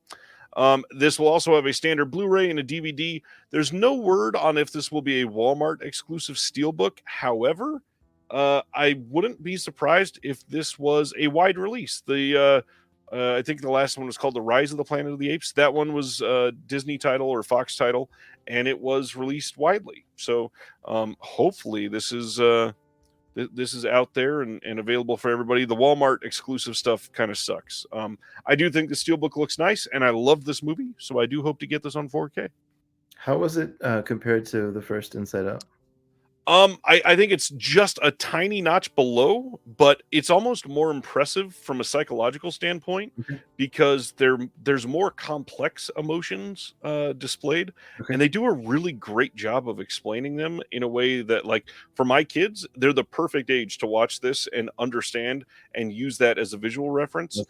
And we've already referred to it in talking with our kids, so love it. Brendan says, does Criterion think they're too good for Ryan? How lame. Criterion will not let any of their employees interview for anything. Nope. It's wild.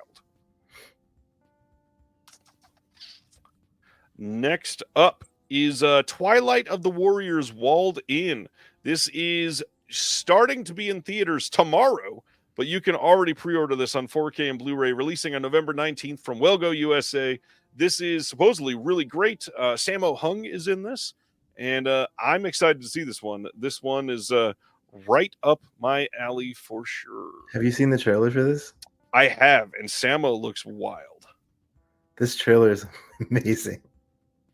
I'm very eager to see this movie.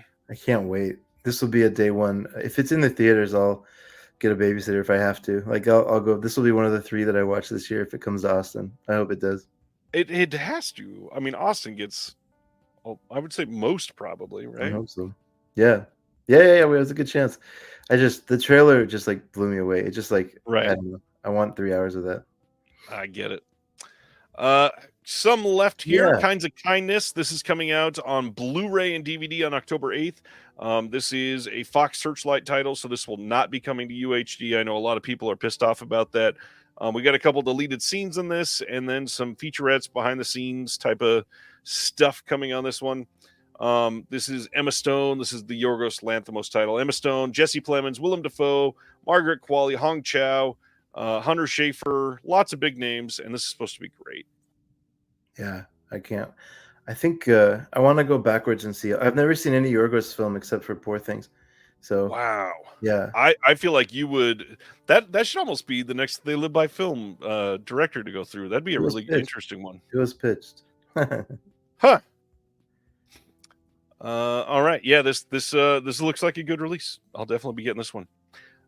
Old Gold Media in the UK is releasing Widows, the complete series. This is coming on September 9th. I believe this is a British show that I've never seen, never heard of. Also includes the sequel series, She's Out. It's a gritty crime series with strong female lead characters. And I know when I see this cover art, I think gritty crime series. British dames get down, man. They're gonna They do. They're gonna solve those crimes. Wow. Wow. Sibner says, Kind of Kindness is my favorite of the year so far. I think he said Widows. Oh, Widows. Wasn't there a U.S. film released just a few years ago called Widows too? Ooh, I don't know. Yes, I'm sure there was. I think it was Steve McQueen was the director or somebody like that, I think. Oh, Yeah, there you go. This is the basis for the Steve McQueen film. Great timing, Sibner. Well, so Mafia Mama could rent. Oh, man. Oh, perfect. All right. Okay. Yay! Criterion today announced a 40 film box set coming on November 19th. This will be a 49 disc Blu-ray box set. If you want to see the full list of titles, it's up on the Criterion website. However, just a handful of titles so that you could get the idea of what they are. It's got 8.5. It's got Tokyo Story, all that jazz, Bicycle Thieves, Repo Men, Naked, Being There, Yee Yee, Night of the Hunter, Pickpocket, Do the Right Thing, those types of titles. Like, these are the ones that are picked the most in the Criterion Closet videos, supposedly. So, Chris, you very famously made a Reddit post about this today. How do you feel about this box set? Look, I want to separate something. The movies in this box set are some of my favorite movies of all time. My banner on Letterboxd is 8.5. Like, I love Criterion. I love these movies a lot, and I'm a homer for them. I write a weekly, well, almost weekly series where I'm going through Criterion by spy number on Reddit, and I'm up to like 140. Like, Right. I love Criterion. This is ridiculous. This is so dumb. And like, I know people love it, and it's fascinating reading the comments. When I made a stupid meme about it, just basically talking about how there's no theme that connects it. It's just like, here's 40 random movies that like we have in our collection that there are better releases of each one of these movies. Anybody that likes Criterion probably already owns them. At least half of them. Or yeah. Not sure. At least some portion of them. And it's $640. MSRP is $800. So on sale it's going to be $400 for 40 random movies. I just, what the hell were they thinking? Like, what is this? I agree fully. I what's the best way to say this? This is a box set that I imagine they don't think most people will purchase. I bet they plan on selling less than 2,000 copies of this, which for Criterion, that's terrible numbers. Absolutely terrible numbers. This absolutely is a perfect box set if you're brand new to Criterion, if you're brand new to physical media, if you're just getting into art house cinema. However, most of those people just getting into those things don't have $640 lying around to purchase this. What's crazy to me, this has 40 films in it. The Bergman box set has 39, so one less film. And this set cost more than twice what the Bergman set cost. That's a good point. Granted, the Bergman set is an insane value. I'm not taking that away. I'm not saying everything should be that cheap. However, this is pretty insane. I really hope this is not the only thing they're doing to celebrate their 40th anniversary, because I don't think I said that. This is to celebrate their 40th anniversary. I don't know. I like that they're doing something, but I feel like they could have done so much more. So, Chris, I'm going to take this off the screen for a moment. What would you, and a couple ideas maybe, what would you have rather Criterion done to celebrate their 40th anniversary than this massive freaking box set? And I don't want to, I see some comments of people like, look, if you want to own this and you don't already own these movies, and like, you can wait till a sale and you get 40 movies for $10 a pop, like, sure.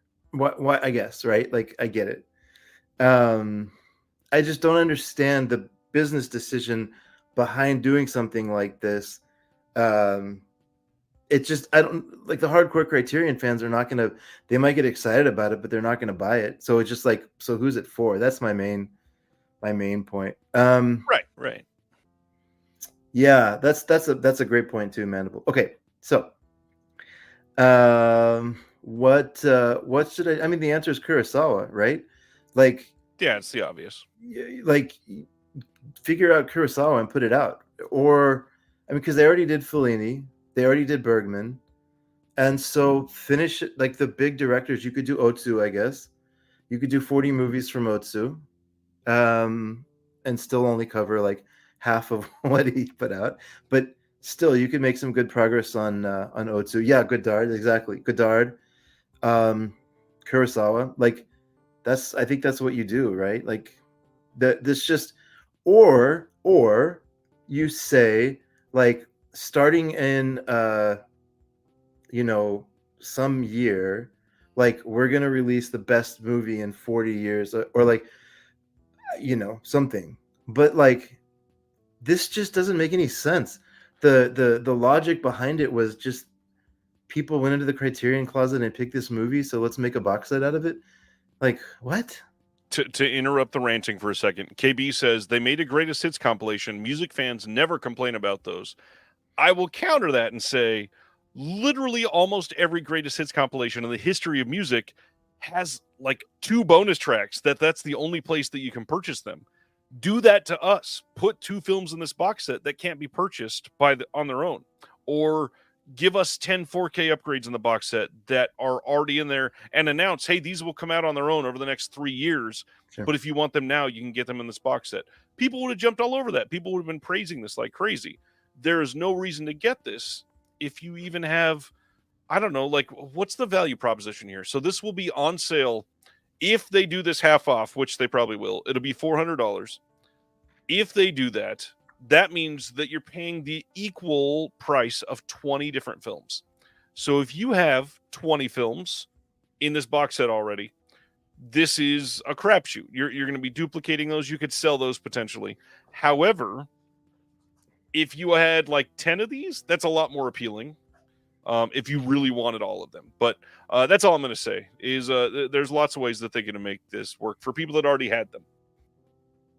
The last thing, what makes me nervous, Arrow Video got bought out by the Hut, and they started putting out repackaging of films they already had in the rights to in little fancy packages so that people would rebuy the same movies. And Criterion just got bought out, and this is the first major announcement. And it's just like a little bit of PTSD around, like, this is a decision that feels like it's made by a VC and not by somebody who loves movies. That's a good point. It's a good point. So yeah, the obvious answer is Kurosawa, Godard, something like that. The other side, I'll say, you could have gone big in November. Instead of like your normal 4 titles, give us like a 10 title month. Every week release 2 brand new to the collection 4K titles or something like that. That could have been huge. One thing that they could have done, they could have announced some bundles. They could have done like all of the single releases from, I don't know, Wes Anderson, and you can get it at a discounted price from their website. I would have loved to see them release some of their most lauded art as posters or shirts, because they never do that. I can't imagine, like, if you release the Godzilla set cover art as a poster tomorrow, you would sell 5,000 copies of that. That's day true. One, probably. That's true. I would be all about that life. To me, like, I've seen a lot of people, including Stan right now, calling this a money grab. Chris and I joked about this earlier. I feel like this is an anti-money grab. I feel like this is the set to not get people to purchase it. This is like something, I don't know, that they're trying to see how many people won't buy it. No, you don't get the booklets, Brandon. You don't get the book. There is a booklet that comes with it, but you don't, I mean. There's a book. A book, yeah. That's it. And we don't know if that includes all of the same essays that were in all the single releases yet. Yeah, I mean, it's possible. Again, if that's what they do, then you know for sure this was a decision made in an Excel sheet, not out of passion. If they just reprint the essays and make it like bind it in a book, it's like, come on, y'all. It does say deluxe packaging with a lavishly illustrated 216-page book featuring essays on the films by critics, scholars, and authors. So they're all probably just recycled into that book. Again, amazing movies, world-changing movies. Yeah, they're incredible. Yeah. What the hell are they doing? That's not the issue. The movies are great. It's this feels weird. Again, like I've seen people say this before all day today. All this is the holiday gift to give someone who loves movies but streams and you have a lot of money. That last part on sale in November. This is $400 on a regular Tuesday in August. $640. Yeah. That's not a gift price for 99.8% of Americans. Was I on with you when we were doing Kurosawa math? I don't think so, but I'm dying to hear what that means now. No, because I was trying to figure out, I thought I was here, but anyways, I was trying to figure out, there's 25 Kurosawa films. You could argue for 27, depending on how you break it up. And if they were to do that at $20 a pop, you're already at, you're over $400, right? Yep. So it would be tough to put out a Kurosawa set in 4K, like new transfers, beautiful edition. I would buy it. Like a $400 Kurosawa set, I would buy. Like, I own. Don't tell them that though. Price it at cheaper, please. No, sure. But like, at least there's or something that I can wrap my head around. Like, okay, this is like a thing. Like, okay, for KB, I'm not arguing with you. I get it's a Criterion starter kit, but there's no Kurosawa, there's no Fassbinder. I think there's no Godard. There may be one Godard movie, but like, it's not really a Criterion starter kit either. There's no Chaplin. There's no Wes Anderson. There's none of these major directors that they do a lot for. Yeah, it's just 40 random movies that like people that have gone in the Criterion closet picked up and were like, I love this one. No Lynch, no Tampopo, right? My favorite comment in the Reddit post was no Armageddon ? No Bay, no pay. That's pretty good. Nope, that's pretty good. Yeah, no John exactly. Waters. Like it's not exactly a Criterion starter kit. Salo, that's the big one. Yeah. They chickened out. I agree. It's like a starter kit for art house titles. However, it doesn't jive with the idea of celebrating an anniversary for this company either. No jellyfish eyes. I mean, God, what else is there to say? Like this is crazy.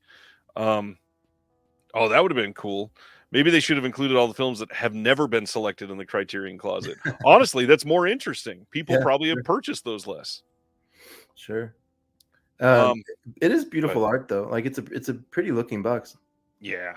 I mean, again, like if I only had 5 of these, I would be stoked on this. I'd go sell those 5 and absolutely pick this up. That would be a no-brainer.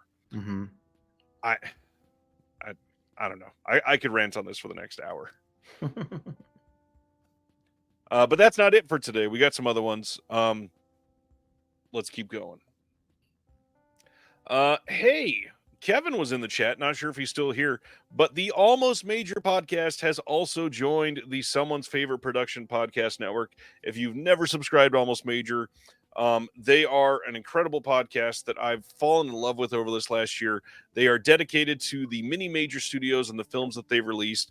You can find great discussions on films like Critters. Critters includes Spaghetti, who's in the chat quite often. They do an episode on Hairspray, Alone in the Dark, But I'm a Cheerleader, tons more with some great guests like Mitchell Beaupre, Scout Tafoya, Dan Mecca, Katie Reif, and lots of other names that you'll recognize. There's Kevin. Almost Major is, I don't know, one of my favorites. Please go check them out. I can't wait till the day that I get to be on this podcast because I love the guys that do this. Such fun commentators. Up there with They Live by Film as 2 of my favorite podcasts on film overall. No, you don't have to say that. They do better work than we do. Y'all, that's a fantastic podcast. But it's true, they do. I'm happy to be on the same network. Yeah, there's also some other changes coming to the network in the next couple weeks. We will keep talking about them because there's some big things coming, I promise. Moving to our next one, How the Grinch Stole Christmas. Yes, that one, the Boris Karloff title. This is coming on 4K on October 29th. You can pre-order this now. Great. This is wild. This is crazy that this is coming. I love this. Hope it looks great. Another childhood favorite. I mean, I can't tell you how many times I've seen this movie. And you'll get to see it in 4K. That's crazy. It's wonderful. All right, we got a bunch of Kino stuff to discuss now. First, October 29th, they're releasing Buster Keaton's 7 Chances and Sherlock Jr. This is going to have audio commentaries and then some shorts on here as well. I believe these are the same films that were released previously through a Cohen Media release. And I don't see any difference here, so maybe just the rights lapsed and Kino Classics is now releasing them. Just going with the theme of tonight, I think four chances and 5 chances is hilarious. I've never made it up to 7 chances, but I've heard this is good. After so many chances, I just had to give up. Oh, that was a pretty good callback. Next is The Falling Star coming from Kino on October 15th. This will have a trailer on it. This one seems to have gotten some pretty good reviews at some film festivals, including Telluride. Eager to see this. Looks nice. I love the conversation going on about the brunch here in the chat. Yep. Stan has 1 typo in 4 years of being a listener. That's funny. What is that? Sorry, I don't mean to spend too much time on this one, but that movie, The Fairy, sounds super familiar. Is that an action movie? Fairy. That movie sounds very familiar. I won't take up too much airtime with this, but oh, slapstick and burlesque. Now that you say that, I feel like I do remember hearing about The Fairy. Oh, okay. No, it's a romance film. Anyways, I've wanted to. I've heard of these directors, Abel and Gordon. These are French folks. Yep. I swear there's something over there's. Oh yeah, this one. I don't know how to say it in English. The Falling Star. The one on the screen right now. Yeah. Where did this play? Oh shit! I'm sorry, my mind's all over the place. But this was like at a festival, like a online film festival or something that I at the last minute I didn't get to see it. But I remember these are supposed to be very like funny and cute and kind of like almost like an Amelie feeling type of comedy from this Abel and Gordon folks. Yeah, this one looks great. Certainly into it. Next one is a Mary I can't say her last name. Mary Steenburgen film from 1983 called Cross Creek. This is coming on Blu-ray on October 15th. Also have a Rip Torn in this one. We get an audio commentary by Julie Kurgo and Peter Henkoff. Look back with Mary Steenburgen in this one as well. Yeah. I see cover art like this and I immediately glaze over. I didn't hear anything you just said in the last 60 seconds. I think these movies are not for me. I was reading the chat. I just can't do it. These like kind of, I don't even know what these are called. These like period piece kind of dramas, like I don't know. But maybe this is a wonderful movie. And if it is wonderful, I want to know if I should see it before Zodiac. No, you do not need to see this before Zodiac because as far as I'm aware, Mary Steenburgen is not the killer. Man, some of these comments are pretty great. Next title is Garbo Talks from 1984, starring Anne Bancroft. This is going to have an audio commentary by Howard S. Berger and Steve Mitchell. This one also stars Ron Silver and Carrie Fisher, but the big name, directed by Sidney Lumet. Hell yeah. I think this would actually be a pretty good match. Sidney Lumet talking about Garbo. Yeah, I'm interested in this one. This is very under the radar for Lumet for me.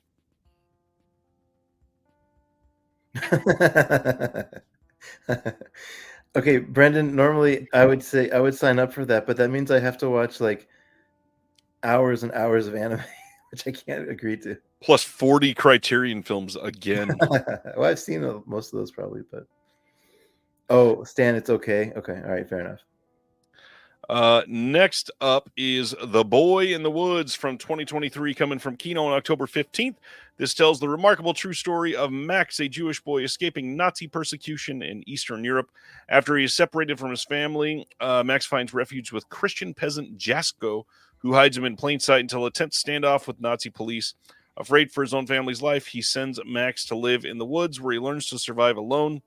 With echoes of a Grimm's fairy tale, Max's experience is both terrifying and magical. This movie came out last year. Yes. Do we need another World War II story? I'm not sure. I don't know. Like, I feel like a lot of the best stories have been told. What's new about this? Was he persecuted? Was he a Jewish kid? There's actual magic, Chris. I don't know. This is going to be low down on the list. I can't fault you there. Next up is the throwback for this is going to get the award for the most weird cover art of the night for me. Seriously, what the hell is this? This is Will Sasso and Bobby Lee co-starring with Justina Machado, who is from 6 Feet Under. This is coming on October 22nd on Blu-ray. And I don't know how to feel about this cover art, especially with this super awkward Bobby Lee in the corner. But that whole bottom image is terrible. It's pretty wild. Don't those two guys sorry. No, go ahead. Don't those two guys have a podcast together? Bobby Lee pops up on my YouTube feed all the time, and I never watch him, but they try to force his podcast on me. This does scream late 90s poster design. It's pretty bad. Dan, I do not have a problem with Jews, but I do have a problem with the same story being told 100 different times. Like, let me guess. He's a good person. He's a good kid. Like, he's being treated poorly by the Germans. I don't know. I've seen the story before. Like, what's new about it? Next up. October 22nd, Meryl Streep in Plenty from 1985.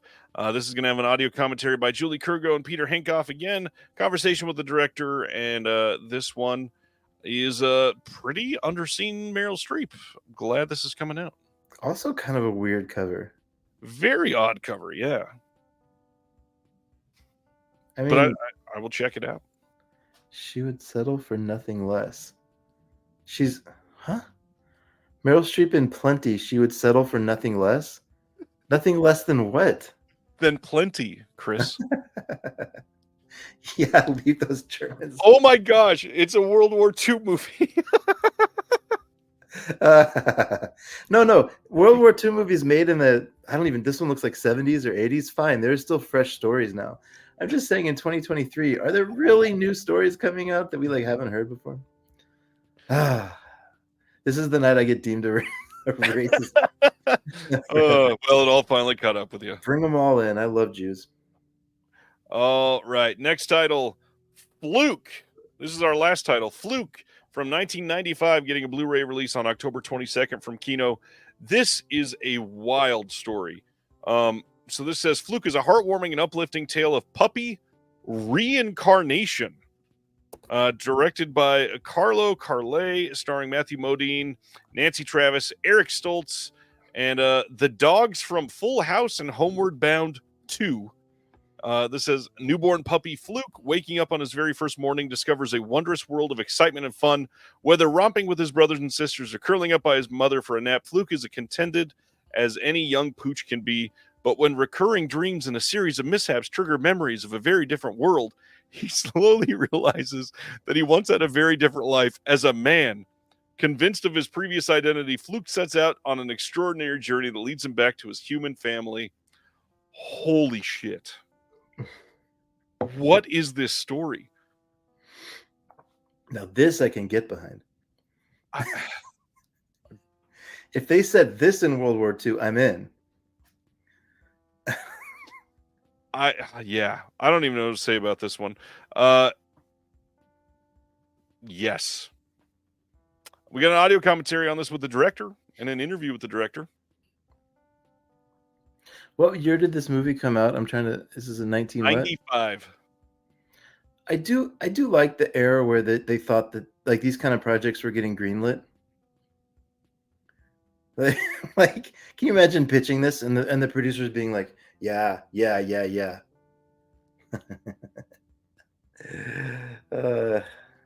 Oh man. All right. That is our last announcement for the night. As usual, we will cover everything that's coming out next Tuesday, just in case you forgot. And next Tuesday is kind of a big one. We've got Furiosa Mad Max Saga coming in 4K, The Last Emperor 4K from Criterion, that really awkward When Titans Ruled the Earth box set from Arrow, the Bike Riders 4K, Game Night 4K, that crazy 20-disc Three Stooges collection, Scooby-Doo, and what is this one? The Witch's Ghost, Scooby-Doo and the Alien Invaders from Warner Archive, Delta Force 4K from Shout, If 4K, Bob, what is the way that we said this on the show before? And I don't remember the joke. Bob LaFlamber. Bob LaFlamber, 4K, Ladowlos. I don't remember. We were screwing with these when we actually announced it. Kino putting both of those out. Next up is Mirror 4K from Dark Force, Black Mass 4K, Chucky Season 3, Northwest Passage from Warner Archive, that Dick Tracy RKO collection from VCI looks pretty decent, Just Mercy 4K, the Bat Whispers, the People's Joker from Altered Innocence. Hopefully I can finally get that one in. I've been dying to see that one. I know, right?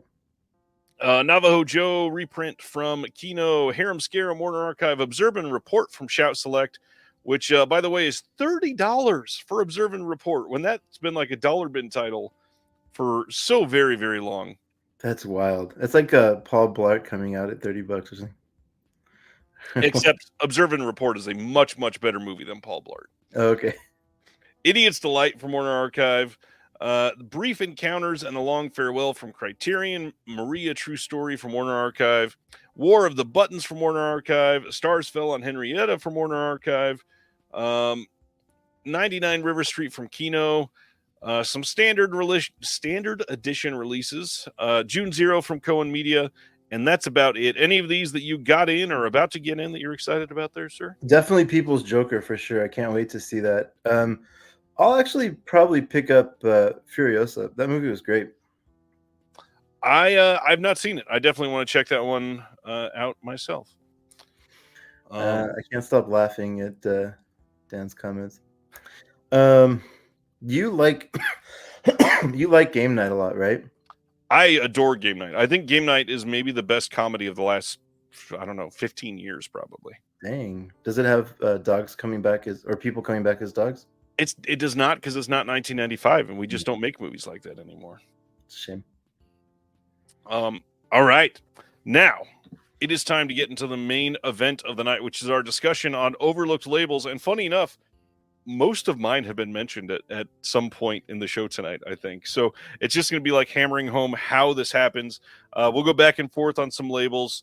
And when we discuss these, we're going to give people some of our titles that we suggest. We're going to give some like hints on best way to get these, just random thoughts. If you have any thoughts on these or recommendations for everybody else on the chat, let us know. Let us know what you think. And then also at the end, any of the labels that you think get overlooked. There was a handful of these. Like, I didn't pick any partner labels from OCN. I feel like they get enough attention, but there are a couple that I would say month to month, they just sort of get overlooked as, I don't know, something that, hey, they're putting one out, I'll get them eventually. And then people just forget that they exist. Like, I don't know, Fun City almost kind of deserves to be on this list nowadays. I feel like a lot of people forget they're still doing amazing stuff. But anyways, what is your first label? Sorry, I don't know if Dan did this on purpose, but so, 88 is like the code word for Nazis. And I have a theory that I was a little bit nervous to buy 88 films for that reason. So I don't know if you did that on purpose, Dan, but well played if you did. That is exactly why he did it. Oh, I did. Oh, shit. Okay. Wait, Brendan, did you read my mind? Boom. Marvelous. So there is a 5 to 10 minute discussion with EI from Arbalos that we did, where he just talks about like how much thought goes into the packaging. So they actually go through and think of like what they love the movie, obviously, and they think about like what the movie would feel like and look like, and like just what the cover should be, and they choose different style of paper. It's crazy. Like this is a truly everything they do, and they only do 2 or 3 a year, so everything is extremely curated, ton of love, and I'm just such a fan of them as people. Obviously, they're the why do I always forget the guy's name? Jonathan. Yep. And Jonathan and David Marriott is also the guy that does Canadian International. So this is more of like a passion project for him. It's him and I that do Arbalos. There's a tie from Deaf Crocodile a little bit, where the Deaf Crocodile guys spun off, and they were working together under Arbalos for a while. Just good people doing good work, and movies that I like. A lot of Bellatar. Speaking of something from earlier, yeah, no, I agree. I think they're the one I'd like to highlight. And actually, there's 2 movies I want to highlight specifically from them. So this one is called Chameleon Street. Please watch and buy Chameleon Street. Masterpiece. Chameleon Street is amazing. Right. I don't know how it doesn't get more love in the like boutique community. Right. Eric, I can't argue with the logic on that. I mean, yeah, totally, I get it. If the movies are great regardless of the packaging, I just love the love and care that goes into it. And this is also a movie. Life is cheap, but toilet paper is expensive. This is a sneaky one of these festival films that came out and didn't get a lot of love. But this is just to show so it's a Wayne Wang film, and in China for like good luck at New Year's, they have you give people packets with money in it, so they included it in just kind of like a part of the culture. Anyways, I don't know. I love Arbalos. Arbalos is great. This is where I'm going to sound like a dirty name dropper right now, and I apologize in advance. But I spent a good almost 2 hours last week with David Marriott from Arbalos and Canadian International, and just gave me so much respect for what they do, both Canadian International and Arbalos. If you order Arbalos, he is literally like bundling up these titles himself and taking them to the post office. Yeah. It is such a small operation. He is working on so much all at once, and the amount of unsung aspects of these smaller labels is perfectly encapsulated in Arbalos. I mean, they're titles that a lot of people have never heard of, but if you take a chance, they're like amazing movies. Mm-hmm. They don't go on sale all that often, but when they do, buy as many as you can because it's great to support them. Yeah. It's great stuff. Great packaging every time. Great releases. Good special features. Very happy with Arbalos. I actually think Dan has a good point. Do you want to spend 30 seconds talking about our what's the word? Sure. Our criteria here?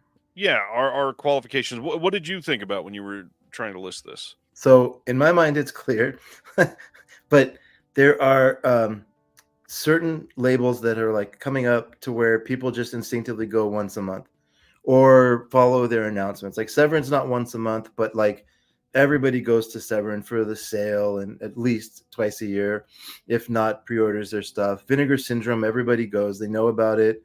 Obviously Criterion, Arrow's a big one. There's these kind of like major labels that are there. And I think even though, I mean, obviously I've been promoting a Vinegar Syndrome podcast all night. I love them. They are cannibalizing the industry a little bit. And there is a bit of a tension there because companies like Arbalos, the first thought is like, well, they should be a partner label, but like, that's not cool. Like not everybody should just be funneled in under, one of these other big labels. So, yeah, that's the criteria in my mind, is like websites that people wouldn't naturally navigate to once a month or on sales or whatever. The way that I looked at this was pretty much every one of these companies put out titles that I have heard people say, I've wanted this film on Blu-ray forever. And then I respond and say, well, X company put it out 2 years ago and Yeah. it's still in print. Here's a link. And they go, oh shit, no way. I would love that. I'm going to Yeah. buy it right now. Yeah. How do we not know about that? With Vinegar Syndrome titles, people don't forget. With Shout Factory titles, people know because they've released them 3 times. With Right. Severin titles, like their announcements are an event. Yeah. It's a big deal. And so, like Siminar says, is Oscilloscope unsung?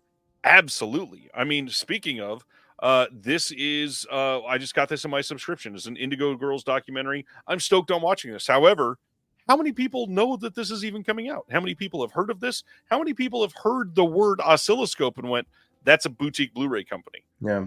Not many. So yeah, I'm gonna use that criteria. And a couple of these might be a little bit odd for some people because I seen Chris's list and I wanted to get some that I think fall under this, but a couple of these are going to feel kind of big, like my first one. And I just dropped a film for the next one, so I'll pick that up after. My first one we talked about earlier. This is BFI. BFI is putting out Seven Samurai. They have so much other stuff that they released that people have never checked out. So like BFI released Targets just like Criterion did. And this release of Targets is so much better than the Criterion release of Targets. It's got a whole bunch of short films on here. It is, I believe, no, it's a single film or a single disc release, but it's got a long booklet on the inside. This was, I believe, cheaper than the Criterion release. Usually it is. Like this outshines everything about the Criterion release. So I love this one. Some examples of some stuff that they've done that I've loved. Their flip side releases. So this is the short, sharp shocks. These are basically shorts that are horror or cult-ish type of titles, and there's special features on here. And there's 9 or 10 different titles on here, and tons of special features. So on top of all that, 2 discs, long booklet. Like I don't know, this is not something that Criterion would normally do. But they're like the Criterion of the UK, kind of. This is 37 pages long. This is huge.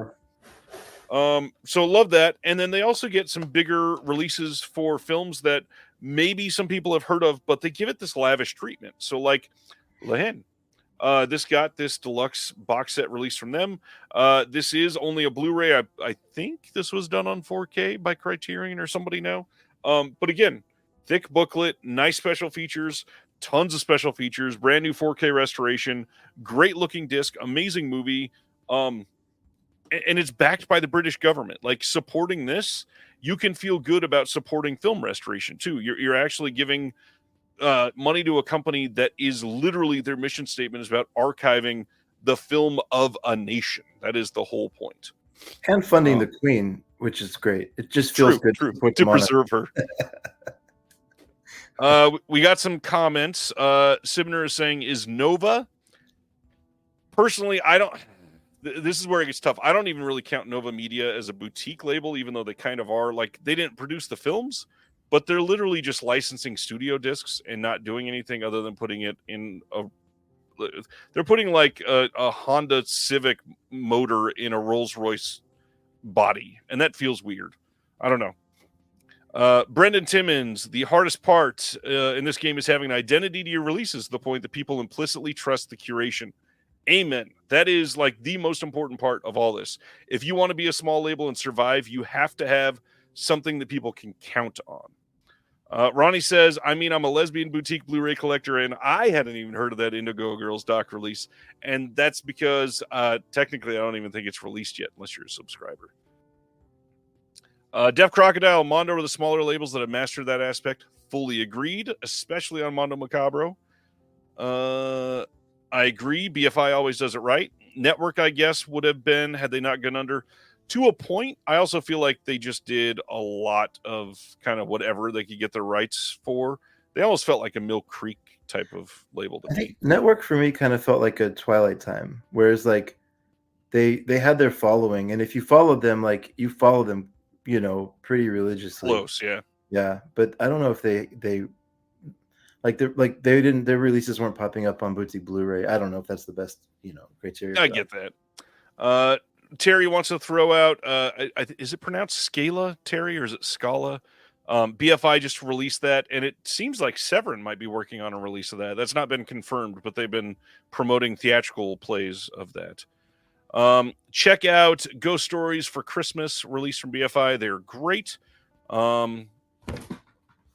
Yes. And then Sibner's pointing out, not with everything. Nova put out Arrows, and that's the only way to get it. Didn't that have a Korean release already? You talking about Arrows, the Wong Kar-wai film? I'm not sure. Anyways, what's your next company?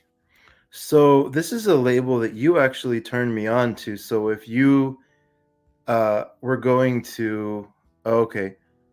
Sorry, just really quick. There's a short in Arrows called The Hand. That's probably my favorite Wong Kar-wai thing. I didn't put it as my number one because it's not a full-length film, but like it's amazing. Anyway, so check that out if y'all can see that. Okay, so you turned me on to Celluloid Dreams, and I'm a huge. So this to me, I hope fills the void that Fractured Visions wasn't able to fill. Oh, interesting. And maybe he'll come back. Like Phil. The only reason he's not doing Fractured Visions is because he got employed full-time by Second Sight. Well, they just put out 2 new titles in the last 6 months, right? Yeah, I guess it's just he's just going about it very deliberately, right? And yes. Like he's the best in the UK at special feature curation. I mean, top 3, right? I mean, in terms of just putting together a disc, the Second Sight stuff is meticulous, right? Amazing, yeah. And so for him, I wanted him to be a more prolific label, and I hope that Celluloid Dreams fills that gap because they're putting out similar movies. It's a lot of genre films. It seems like Italian genre. They're starting off. It's a French company, right? So maybe they'll get into more than just Italian stuff, but. Can't wait. This is a Bruno Nicolai. I'm sorry, a Anthony Ascott, but that's not the director's real name. What is the Case of the Bloody Iris? What's the guy's name? This is gonna drive me crazy. If y'all know, Giuliano Carnimeo is the director. Yeah. Going by Anthony. Yeah, Carnimeo. Thank you. But you said your words were one of the most beautiful 4K transfers you've ever seen. Yes. So let's celebrate Celluloid Dreams. Celluloid Dreams is exciting. That's the way I'm going to say it. They are definitely exciting. The About page on their website right now says, since the inception of Celluloid Dreams in early 2023 by Lucas Henkel, we have been handpicking underserved movies we cherish so we can allow more viewers to experience these films in the best possible quality. We give these films the respect, love, and care they deserve with brand new transfers and restorations to ensure they do not only match today's home video standards, but to help preserve them for future viewers and help rescue them from potential deterioration and obscurity, which they absolutely did with this first title. Now, unfortunately, that's the only title they've put out, so there's not a lot that we can rave about. They have announced that Black Belly of the Tarantula is going to be coming out as well. However, we don't even know what their second title is going to be. That one is being worked on currently. Black Belly came back, and they were not happy with the restoration.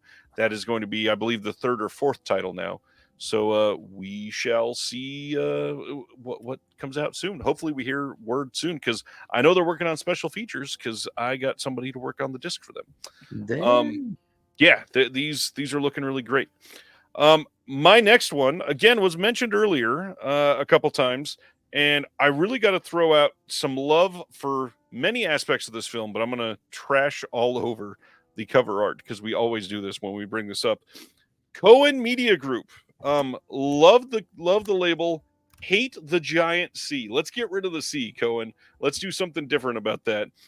They're usually the silver C or this red C. And so I've got these two titles here. The first is The Old Dark House. This movie's amazing. If you've never seen it, check out The Old Dark House. And that's really what I wanted to go off of. They pretty much only release great films. Yeah. Like literally everything they do is just fantastic. Yeah. The Old Dark House is a really great disc. And then this next one, Women Make Film. I think this is 2 discs. Oh gosh, no, it's 3. I never got to the 3rd disc. There is so much in this. It is crazy to think about. This has 840 minutes of content in these that are the actual films that they're trying to promote. They do so much incredible work. I really hope people check out Cohen Media. Obviously, they're a partner label of Kino, and a lot of people overlook that when you go to a Kino sale, you can get these for literally like $9.99. Yeah. There's so much work that goes into to these discs. To get them for $10 is astonishing. They have some major directors. They've done Jacques Rivette. They've done Buster Keaton titles. They've done, oh gosh, there's one more director that I wanted to bring up and I totally forgot. Cohen Media. But they kind of like, there's a label. This is a great, I don't know if you did this on purpose, but this is a great partner to one of the ones I want to bring up in a minute, because Cohen's one of the few labels that's really focusing on like old Hollywood and like, yes, really truly like amazing movies that from kind of any era, I guess. But yes. Yeah, I can't paste links in here. Is that which is fine. I was gonna paste a link to their store, just for people to scan through and kind of get a sense of what Cohen Media. Yeah. Is there a reason I can't post links though? Is it like a restriction on the? I think YouTube does not allow anybody to do it. That's why. Okay. Unless it's the host. Fair enough then. It was going to be a link to my OnlyFans page, but we'll put that in the chat later. Yeah, Cohen's great. They're one, and they've been around for a long time too. Long time. And okay, I wasn't going to bring this up, but since we talked about like syncing up on some of these and being partnered on some of these, there's a rumor that the person that owns Cohen Media Group is the guy that bought Curzon in the UK.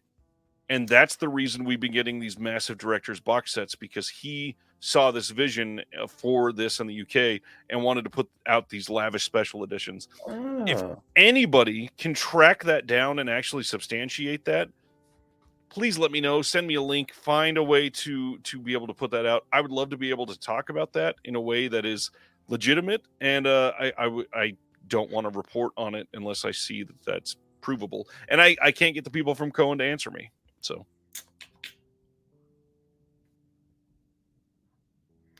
Your turn. I was gonna go.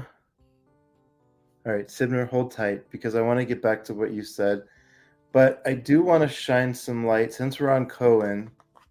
Let me go first to Flicker Alley. Ooh, good choice. Because when they put their mind and like heart into a project, the stuff they do is insane. Like we always talk about special features on a disc, and they certainly do, featurettes and stuff, but more of their energy. Jeff Massino is pretty much a one-man show, and he has partners that help him. He does partnerships with Lobster, whatever it's called, Lobster Films, I think, but they have a big archive, and he works with all the national archives. But I just want to call out 2 sets just to give a sense of what he does. So he put out 5 DVDs of 173 films from George Millet. Like, that's crazy. Right. Like, yeah, people give him a little bit of shit because he's still putting out DVDs, but like, it doesn't, in this case, it doesn't matter. If it truly doesn't matter. Like, they're not going to look better on Blu-ray. I guess they stand a little taller than the Blu-ray, so that's obnoxious, but like 173 movies that will never be released otherwise. So, right. And then the other one I want to call out is Julien Duvivier. So he put out a beautiful box of Julien Duvivier, who's kind of one of the forefront of like French cinema. Oh, cool. That's great. Yeah. Good to know. But yeah, this is a beautiful release. This is not 173 movies. This is, let's see, 2, 4, 6, 8, 9 feature-length films and a bunch of shorts. And again, I think what Jeff focuses on, as opposed to having, like, I don't even know if he has a single commentary on here. But what he does instead of that is he just puts on more movies. And so, the booklet typically gives context, and he has some video essays and some of those things. And there are some films he puts out with commentaries, but it's not so much that. He just kind of like, he goes all in and puts out these really masterful editions of either a director or a famous actor. There was I can't remember the name now. There's a famous actor who's in 100 pirate movies back in the teens, and he has a bunch of his movies. And I don't know, I love the work Jeff does. So. I just had that name, and now it escaped me. Yeah. That release looked really good too. Yeah. It's good. I will say for Flickr Alley, one thing that intimidates people is they are a little bit pricey. Sure. Their average price is usually about $35, and they don't go on sale all that often. And when they do, their sale price is usually like $27, $28. However, and I hate to lean on this aspect of like, it's a feel-good story, but Flickr Alley is also one of those companies that you are genuinely funding archiving some of the most important films as the foundation of film history. Yeah, that's true. And other places just are not doing it like this. So it's something you can feel good about spending a little bit more and understanding that you're contributing in a positive way. Yeah. Next is a Region B company that I believe literally everything they've ever released is region free, even though it says Region B on the back. I think it says Region B. No, it says ABC on the back even. So all of their titles that I have, and I believe everything they've ever released, is all unlocked region free. And I got to talk about another partner label, this one of Arrow Video, and that partner is Second Run DVD. Now, Second Run DVD, they release like mostly some really Czech Czech films, Czech New Wave. They do a lot of European cinema. They have incredible special features on their discs. They've done a couple really great box sets. This is one that came out fairly recently. You'll recognize the name on this because he's gotten some love over the last year or so. Tons of information in here, some great films, lots of special features, again, on everything, great restorations. But the biggest highlight for me, when Arrow sales go up, you can purchase Second Run DVD titles from the Arrow Video website, and they're $10 or £10, whatever. That's amazing for like a really great full-blown boutique release. Almost all of them have booklets. They all pretty much have like bonus films or bonus shorts, lots of special features. They get very cheap very quickly. And as far as I'm aware, if somebody knows different, tell me. But I believe their booklets are always available in their releases. So you don't have to worry about them selling out, which is a big, big selling point for me. Absolutely love that aspect. Second Run, and their name is Second Run DVD. They don't just sell DVDs, obviously. These are all Blu-ray. They're all high def, all solid releases. Please check out Second Run. They do not get enough attention.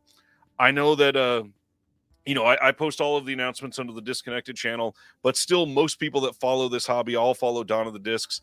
Dawn of the Discs never promotes anything from Second Run, and it's embarrassing. Like, they are one of the more consistent labels out there and do not ever get enough sales, do not get enough love, and I really hope they stick around for a long time. But because they don't get that attention, they're kind of in danger, most likely. They're probably not even selling, 1,500 copies of most titles within the first 2 years. And when you can get them for £10 during an Arrow sale, there's no reason that should be the case. To put that in perspective, Adam from Third Window was saying it takes him about 1.5 years to sell 1,000 copies of some of his like popular ones. Right. So if that's, and I think Third Window's in that interesting space. They're certainly not a major, but I think people at least are aware of those and the beautiful boxes that he puts out and stuff. So, who knows how many Second Run are putting out, but they're not making a ton of money. It's a great call out. Okay, so how many more do you want to do? I've got 5 more, but we could shorten it down to 2 if you wanted, or I 3. have 4 more. All right, great. 4 more. So, Dan, you read my mind earlier, so I want to call out Mubi.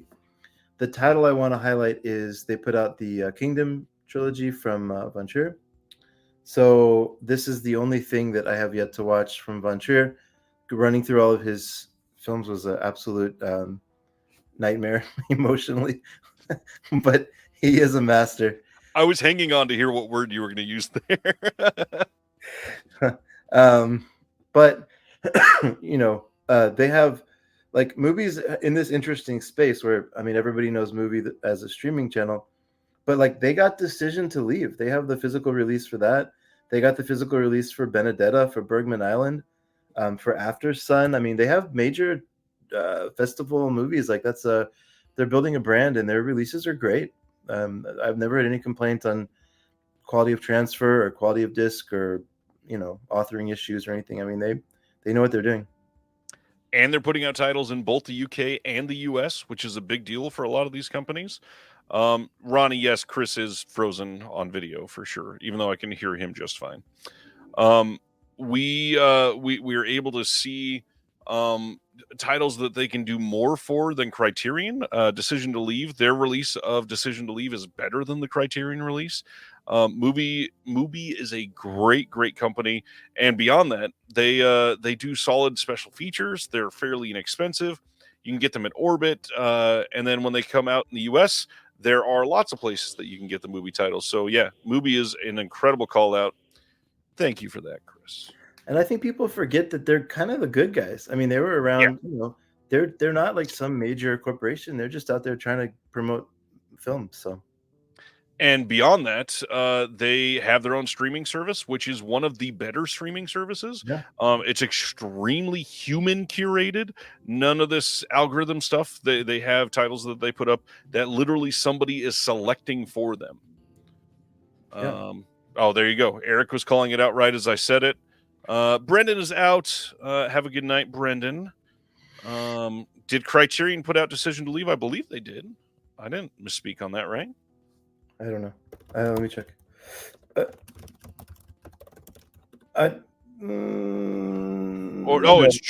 just Mubi. Oh, I'm sorry. I just realized I was thinking of Drive My Car, not Decision to Leave. Racist. I was accused of being racist for the whole episode. I apologize. So yeah, that was Criterion in the US, Mubi in the UK. The Mubi release has like a 3-hour making of. And then the Criterion was like kind of light on special features. Yes, Chris, that will come out at 50% off if they do it at 50% off. Okay, so my next one, we covered an announcement from them tonight, but not enough people talk about Cult Epics. Cult Epics has released some really great titles. Death Laid an Egg is this really great what's the guy's name? Giulio Questi title. And it's a really great film. They've got some great special features on here. One of my favorite titles from Cult Epics is Angst. I'm really hoping this gets an upgraded release someday. I feel like this would do very well on 4K.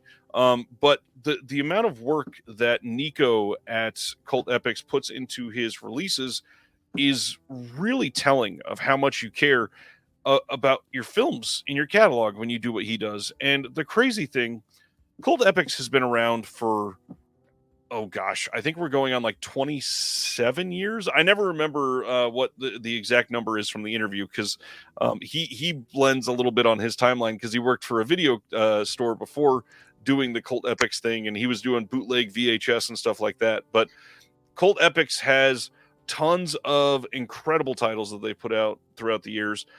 Betty Page titles that nobody else has released. Yeah.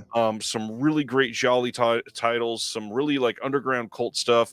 And then some of the more like obscure art house, like erotically charged European releases that nobody else releases. You can find a lot of those on Cult Epics, and they're amazing movies. Strongly recommend Cult Epics. However, again, their website is pure dumpster fire. Do not buy straight from their website unless you want like an exclusive release. MVD does sales on Cult Epics kind of often, usually like twice a year. You can pick up a ton of stuff from their catalog. Absolutely worth picking up then. You can get them on Grindhouse, Diabolic, Orbit, everybody. Great titles. Check out more from Cult Epics. All right. I'm going to go with one that you can add a lot of context to. Sure. Obviously, you have ties to TerraVision, but I want to call out these bad boys. So, Graveface Video. I think I'm excited for them because they have like the river is it's the kind of film that would probably tend to get lost in the cracks. It's a simple story. It's like I don't even know exactly how to describe it. It's like this kind of like every these people. It's like Groundhog Day. Sorry, thank you. I couldn't think of it. It's like Groundhog Day a little bit, where they keep reliving the same thing, and they all have awareness that this is happening, and so they're trying to like fit in as much as they can in the time before it resets, and it gets a little crazier each time. But if they're putting out sort of modern day art house kind of films or festival films in nice packaging, I'm here for it. So I'm excited to see where this line goes. I will say the art on these have been amazing so far. All the art is hand drawn by Chloe, which is Ryan Graveface's wife at TerraVision. Oh, cool. The packaging on these are incredibly unique. You're not going to find these at any other boutique Blu-ray company. They are absolutely doing really great work on that front. But the movies, this is where Greyface is really going to deliver on the goods. So there is so much coming from this line that I'm so excited about. I mean, there are documentaries coming. Big Top Pee-wee is going to be under this line when it comes out eventually. That's coming out as a 4K. River is astonishing. Dawning is a really great release. Everything that is a part of this is such... I don't know. It's overlooked in so many different ways. Even like Big Top Pee-wee. It's a Pee Wee Herman title, but it was never even released on Blu-ray. And so Greyface scooped it up, and we're putting it out on 4K. Like that's a huge, huge deal.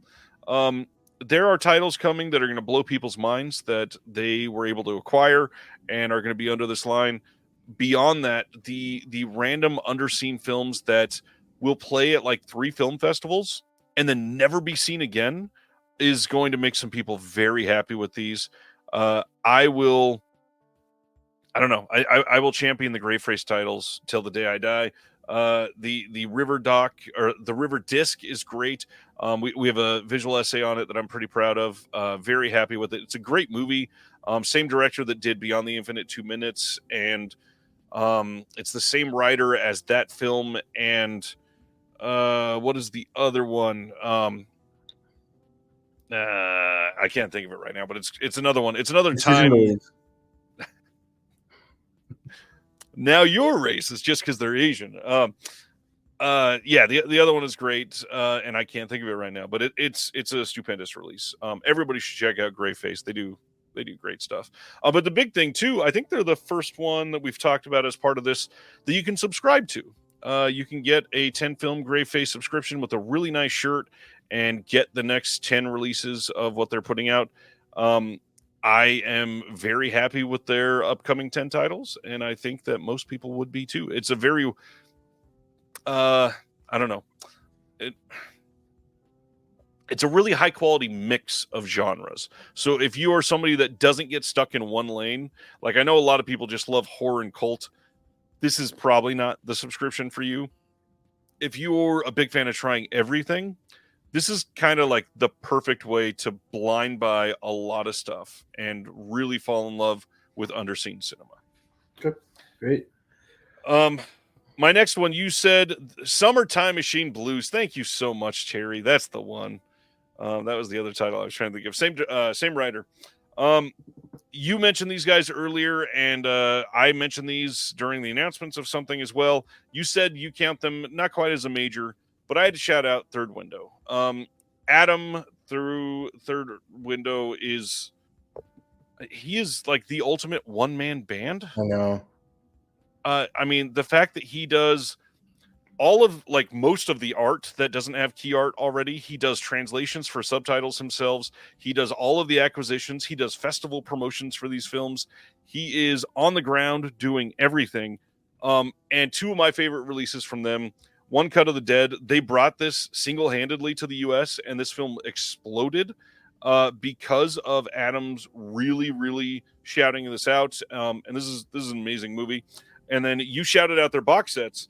I had to bring up their Toshiaki Toyota 2005 to 2021 box set. This one, what did they call it? The later years or whatever? No, it's just the years. But yes, I believe they've done two different box sets of Toyota films. I prefer this one ever so slightly, and I think all of the films have gotten standards now. There's good bonus features. We got commentaries, making of, stuff like that. Adam knows how to pick a film. And if you love Japanese cinema, this is the label made for you. I will shout out Eric, who says Sam Deegan's interview with Adam is a must listen for a multitude of reasons. They show you why running these companies is difficult. They show you why releasing these films sometimes is literally a miracle. And that one episode will make you fall in love with Adam and want to buy everything that he does, because man, he again puts his whole life behind some of these films, literally, and then they take 4 years to sell 2,000 copies, and it's like, what are we doing? Like, this is a great movie. The other big thing, they're also a partner label of Arrow in the UK. You can buy them through Terracotta Distribution, but also they go on sale during the Arrow sales, so you can pick up a lot of them for fairly inexpensive. The standard editions are still great. They're great films, great discs. Go for it. Yeah. He gets more money if you buy through Terracotta, but if you're budget conscious, it's cheaper on Arrow. So agreed. Yeah. Okay. You might disagree with this one being unsung, because people go to their website all the time anyways, but I want to call it Neon Eagle. Just simply because Diabolic has like so much going on. I mean, their titles have sold well, and like I think generally they're going to be okay. But chance to shout out Jesse, chance to shout out the great movies that he chooses for the Neon Eagle line. It's a partnership with Jared from Mondo, so you're kind of supporting just like good people. I don't think they have any subscription or anything like that. They're just doing a few films a year, but everything I've seen from Neon Eagle is great. And anyways, this is it's a label I just have a lot of respect for early on in their tenure. Yeah, this is a company that people again should feel good about, because it's people that actually care about all of these films. Yeah, agreed. And Terry, I'll just say, I feel like you have to put a caveat. The Obayashi films, you know, he's the guy that made Hausu. I think everyone knows that. But like, I like his movies, but I do feel like you have to put a somewhat of a description as to what you're about to get into. They're not accessible. No, I don't think so. I mean, they're great though, and like, I'm so happy he's getting some more releases. I mean, his film should be released, but yeah, one of the movies is like straight collage, kind of, for like 30% of it. Yeah. Anyways, but yeah, good shout. Neon Eagle is great. I honestly, my only complaint on Neon Eagles, I wish they did more than 2 or 3 titles a year. I know. But also, they've only been around for just over a year, so I imagine they'll probably ramp up ever so slightly. All right. Speaking of people that put a lot into films that get overlooked, I have to give a massive shout out here to Film Masters. Now, this is a company that people will recognize the logo at the bottom here, because it's very similar to the Film Detective. And that is because they were the Film Detective, and they sold the brand and then started over because that whole thing kind of sucked. But they are doing great films. Like this whole release of The Killer Shrews and the Giant Gila Monster. It comes with a long book, and they are, I believe both of these were public domain, and they got, we got restored prints, including a restored 4K scan of the Giant Gila Monster. And the fact that they're putting these out, and on release day, these are like $18. Wow. Is so crazy. Like both films, when they do double features, get bonus features. They are full-length features. They have documentaries, they've got interviews, they've got visual essays. Special shout out to this single disc release that Will and I are on for the Swiss Conspiracy.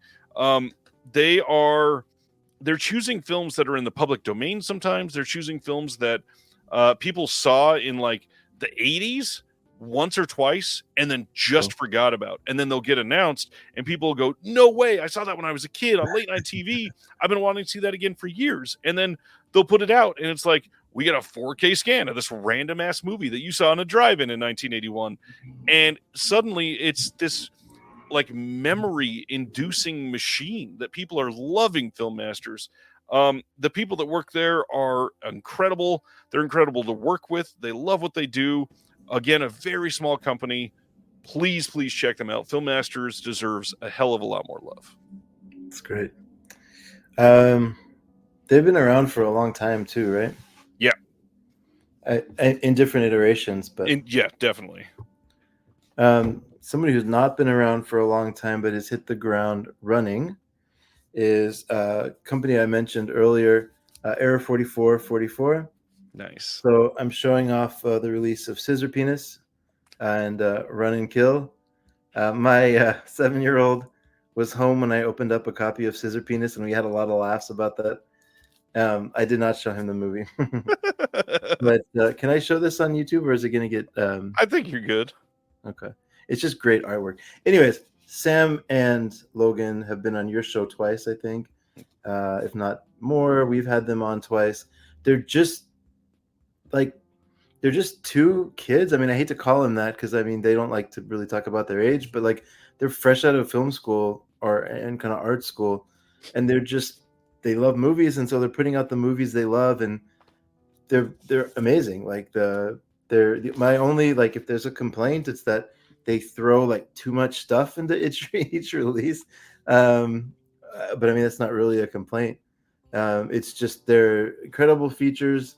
A lot of tchotchkes and merch, which, not massive on the merch side, but I love the fact that the movies are coming out. Love the fact that these two young men are doing such a good job right out of the gate, and I hope they're around for a long time. Very, very solid lineup of film choice from them so far. Like films that people have been dying to get, and somehow they've clawed some major titles away from other labels that wanted them. So they've done very well so far. I think I'm about to list probably the only label of the night that people have literally, not everybody, but I'm sure a couple people in the chat have probably never heard of them. This is a UK label that I believe is associated with Indicator, if I remember right. They launched, I don't know, 5 or 6 years ago, and they've only put out like 12 or 15 titles, and that is the company Anti-Worlds. Yeah. And they have very similar design, literally down to the coloring, down to the font choice. The difference is their spine numbers go in negative order, but their releases are amazing. They always have incredible artwork. They are more modern films than what Indicator usually works with. They generally are multi-disc releases with bonus films, lots of shorts. They usually have really great booklets. This is one I brought down to highlight this because it's got some good art, but it's a lot of writing, and they're extra long, which, again, some of these labels that put out booklets could really learn from stuff like this. And the film choice so far has been amazing. They were the first ones that released what is the dog's title? Dogs Who Wear Pants or whatever. It was released by a Vinegar Syndrome partner label as well. One second. I hate putting people into suspense like this. Dogs Don't Wear Pants. They released it in the UK, and it's an incredible Blu-ray disc. Bonus features galore, very cheap. They've released things that you could get like autographed copies from their website, and Diabolic and Orbit carried them for a while, way back in the day, like right after they announced. But I feel like people just don't hear about them. They also don't put out very many titles. I think they've only released 2 in the last like year or 18 months. So it would be really easy to catch up with them. And in fact, I think they did during their last title announcement, I think they did a promo where you could buy all of their limited editions for an insanely cheap price. It was literally like 10 or 12 pounds per film, which is so cheap. Yeah, highly recommend checking them out. It is Anti-Worlds is the name of the label, and they're just great. They're above and beyond with the special features, just like Indicator. One of those that like I guarantee somebody in the chat has never heard of Anti-Worlds, and I hope you check them out. Their website is just like Indicators, super easy to navigate. Highly recommend. I wonder if Anthony gets involved in the special features for that, the production for those. Could be. But they don't sell through Indicator website, right? They do not. No. Interesting. Yeah, that artwork for Dogs Don't Wear Pants, their release of that is awesome. Yeah, it's really great, and pretty much all of it is great. They've got reversible art like this one.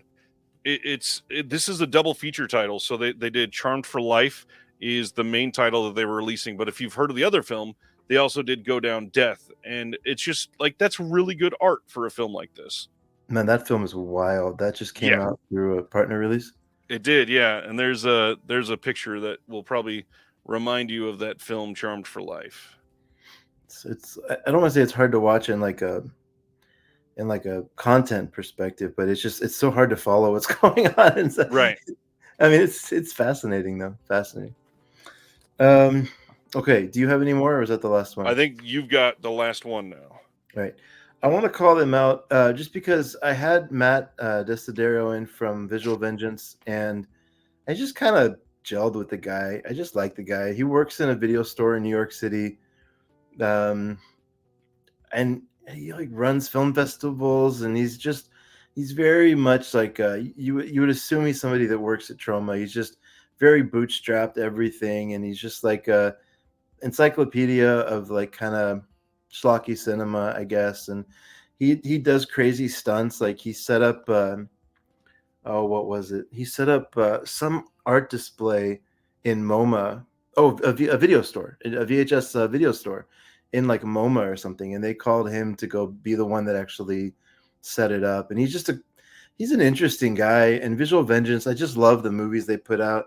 He really understands like the kind of the aesthetic of the people that are going to watch movies like Vampires and Other Stories, Lichen Colony, The Replicator. It's just a great one. But yeah, he just like he's in this kind of independently produced horror film genre, and they're inconsistent with their production. I don't know exactly why, but they keep talking about trying to be more consistent. They're up to release 12 at least, maybe a little bit more, but I have at least through 12. Okay. So they still have it up. That's cool. But yeah, I don't know. I just really like the guy, and I hope that his label is successful and he's able to get a little bit of money for his new baby, which might be 3 or 4 years old now. Yeah, I agree. Visual Vengeance is fun. They've done some really great stuff. Glad it's coming out. God, so much that I could say about all these that we have not. But also, like, there's so many labels. There's so many that we could have named tonight that just don't get enough love. It's an underserved market sometimes that hurts some of these labels, but also it's an overwhelming hobby. I get it. There are so many films coming out every week. I mean, we just went over like 70 announcements tonight. It's the second week of August. That's unexpected for sure. I mean, we could have talked about Discotech. They've released a lot of stuff that's not anime. That's great. it's overwhelming to keep up with all these. Totally get that. That's why I try to do what I do. But the big thing is I really just want to say, try to branch out sometimes. Try to spread the love. Try not to just go ham on a couple Black Friday sales and call it done for 4 months. There are a couple other labels that are going to put out films that you might even like better and that have better quality releases that you could probably get for cheaper, and you just simply don't know about them or don't know how to look out for them. I will do my best to help. Come here and we will do what we can to assist you in finding that. Just let us know what you like, and we'll do our best. Yeah. I know this is cliche at this point and not needed to say, but the whole idea of like the Criterion treatment of a movie. Now you could say the Vinegar Syndrome treatment of a movie, or Right. the Indicator treatment of a movie, whatever. But all these boutique labels, like, they know what they have to do. So everything is, yeah. Hey, Ronnie, I think, right? I hope I got your Yes. name right. Milestone's a great call out. Yep. I actually wanted to highlight them, and I could not find a copy of the film that I wanted to highlight. So yeah, they are one that I would definitely talk about. Kino's got a handful of partner labels that definitely get a lot of appreciation, or definitely don't get a lot of appreciation for what they do, and they deserve it. Scissor Penis is already selling for $90 on eBay. They Jesus, will have a why? standard release if it's not already up. Yeah, everything from Air gets a standard release. Yeah, don't do that. Any other shout outs? Any other labels that you wanted to, but you didn't just grab on to? Yeah, I mean, this is a very tiny one. They only do a few films a year at best. You're a chain. Grasshopper releasing. They have good stuff. Grasshopper's great, especially if you like Hong Sang-soo. This is probably going to sound weird to some people, but I kind of wanted to bring up Eureka. Again, I know that they get a lot of attention because people love the classics and people love the Kung Fu films and stuff. They've done a lot of stuff that does not get enough attention for just being really high quality releases. Eureka's great. Another one, like if you love indie horror, we don't talk about Dread Pictures enough. They put out stuff that comes out on release day. It's like $14, and they're not all great movies, but I like supporting indie horror and up and coming cult films. It's worth checking them out. It is absolutely a line that you could find some really great titles. I mean, Terrifier was released by Dread way back in the day. They put out a steelbook of Terrifier that goes for like $300 now. It's crazy. Fun City Editions, yet another one that keeps putting out great stuff that people don't really pay attention to. It's amazing. Yeah, I feel like we need to have an Altered Innocence and Fun City segment of every show, just to like make sure they don't go away. They're both great. Terry says, just got a Golden Ninja video order in yesterday. The special features are enlightening and made me more excited for the movies on the disc. Justin DeClue is a champion of film that needs to be paid attention to. His special features are generally pretty great. He just goes through all of, tries to make them comprehensive for films that will not get any other release. It's beyond worth it. Canadian International, another great one. We talked about them earlier a little bit, but they're amazing. Possible Films, if you like Hal Hartley, good shout out there. Possible Films is the name of a label? It is, yeah, but I believe they only do Hal Hartley stuff. Okay, all right, nice. That's like Abco with if you're a fan of Jodorowsky, they have his stuff. No, like you said, there's 100. I mean, there's 100. We could absolutely. Grasshopper is a big one that I wanted to shout out in this portion, so I'm glad you said something.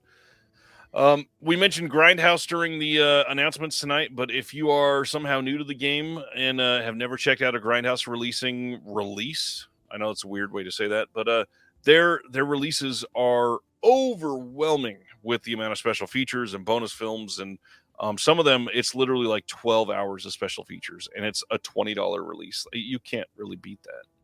I mean, outside of Bill Lustig, he's probably the most connected person in the industry, right? Yes, probably. Yeah, and he stacks it full of good stuff. So. Which is why it takes so long for many of these. That's right. Massacre. Yeah, they're around. They're kinda. there. All right. I think that's all we got for tonight. I hope everybody enjoyed that. That was a really fun one to do tonight. And some of these smaller labels, I just like talking about. I mean, they don't get the love, and you're one of my favorites to talk about it with. So thanks for doing this. As usual, everybody, please go subscribe to They Live by Film and the brand new Vinegar Syndrome podcast from Chris here called Punk Vacation. It is off to an amazing start. Can't wait to see what comes next. And yeah, anything else you want to shout out? Go see some of the stuff on. I'm not just saying this because you're here. Some of the stuff on someone's favorite production. There's legitimately like good podcasts on there. Did I get the name right? I always call it something. Someone's favorite productions podcast network. Yeah, no, it's legitimately some good stuff on there. So I think you can't really go wrong. Thanks for chatting. I'm fine with Jewish people. On that note, the one thing that I was holding close to the vest, wanted to say thank you face to face for writing an incredible piece on Michaeli Sawavi for the newest issue of the Physical Media Advocate. You can pick up issue number 11 at the link in the description below. It's literally our best issue yet. I know that I say that every time. Next issue will get smaller because it has to. This thing ended up over 60 pages, and your piece is amazing. I really hope people check it out because Sawavi does not get enough love. All that to say, Chris does great work. Support everything he does because I try to, and it's worth it. Thanks for being here tonight, Chris. Great community. Thanks all. Thanks, Ryan. We'll see you in the next one. Bye. Thank you for watching The Disconnected. On the way out, make sure that you are subscribed to the channel, that you've liked the video, and that you've copied the link to be able to share it with someone else that may appreciate this.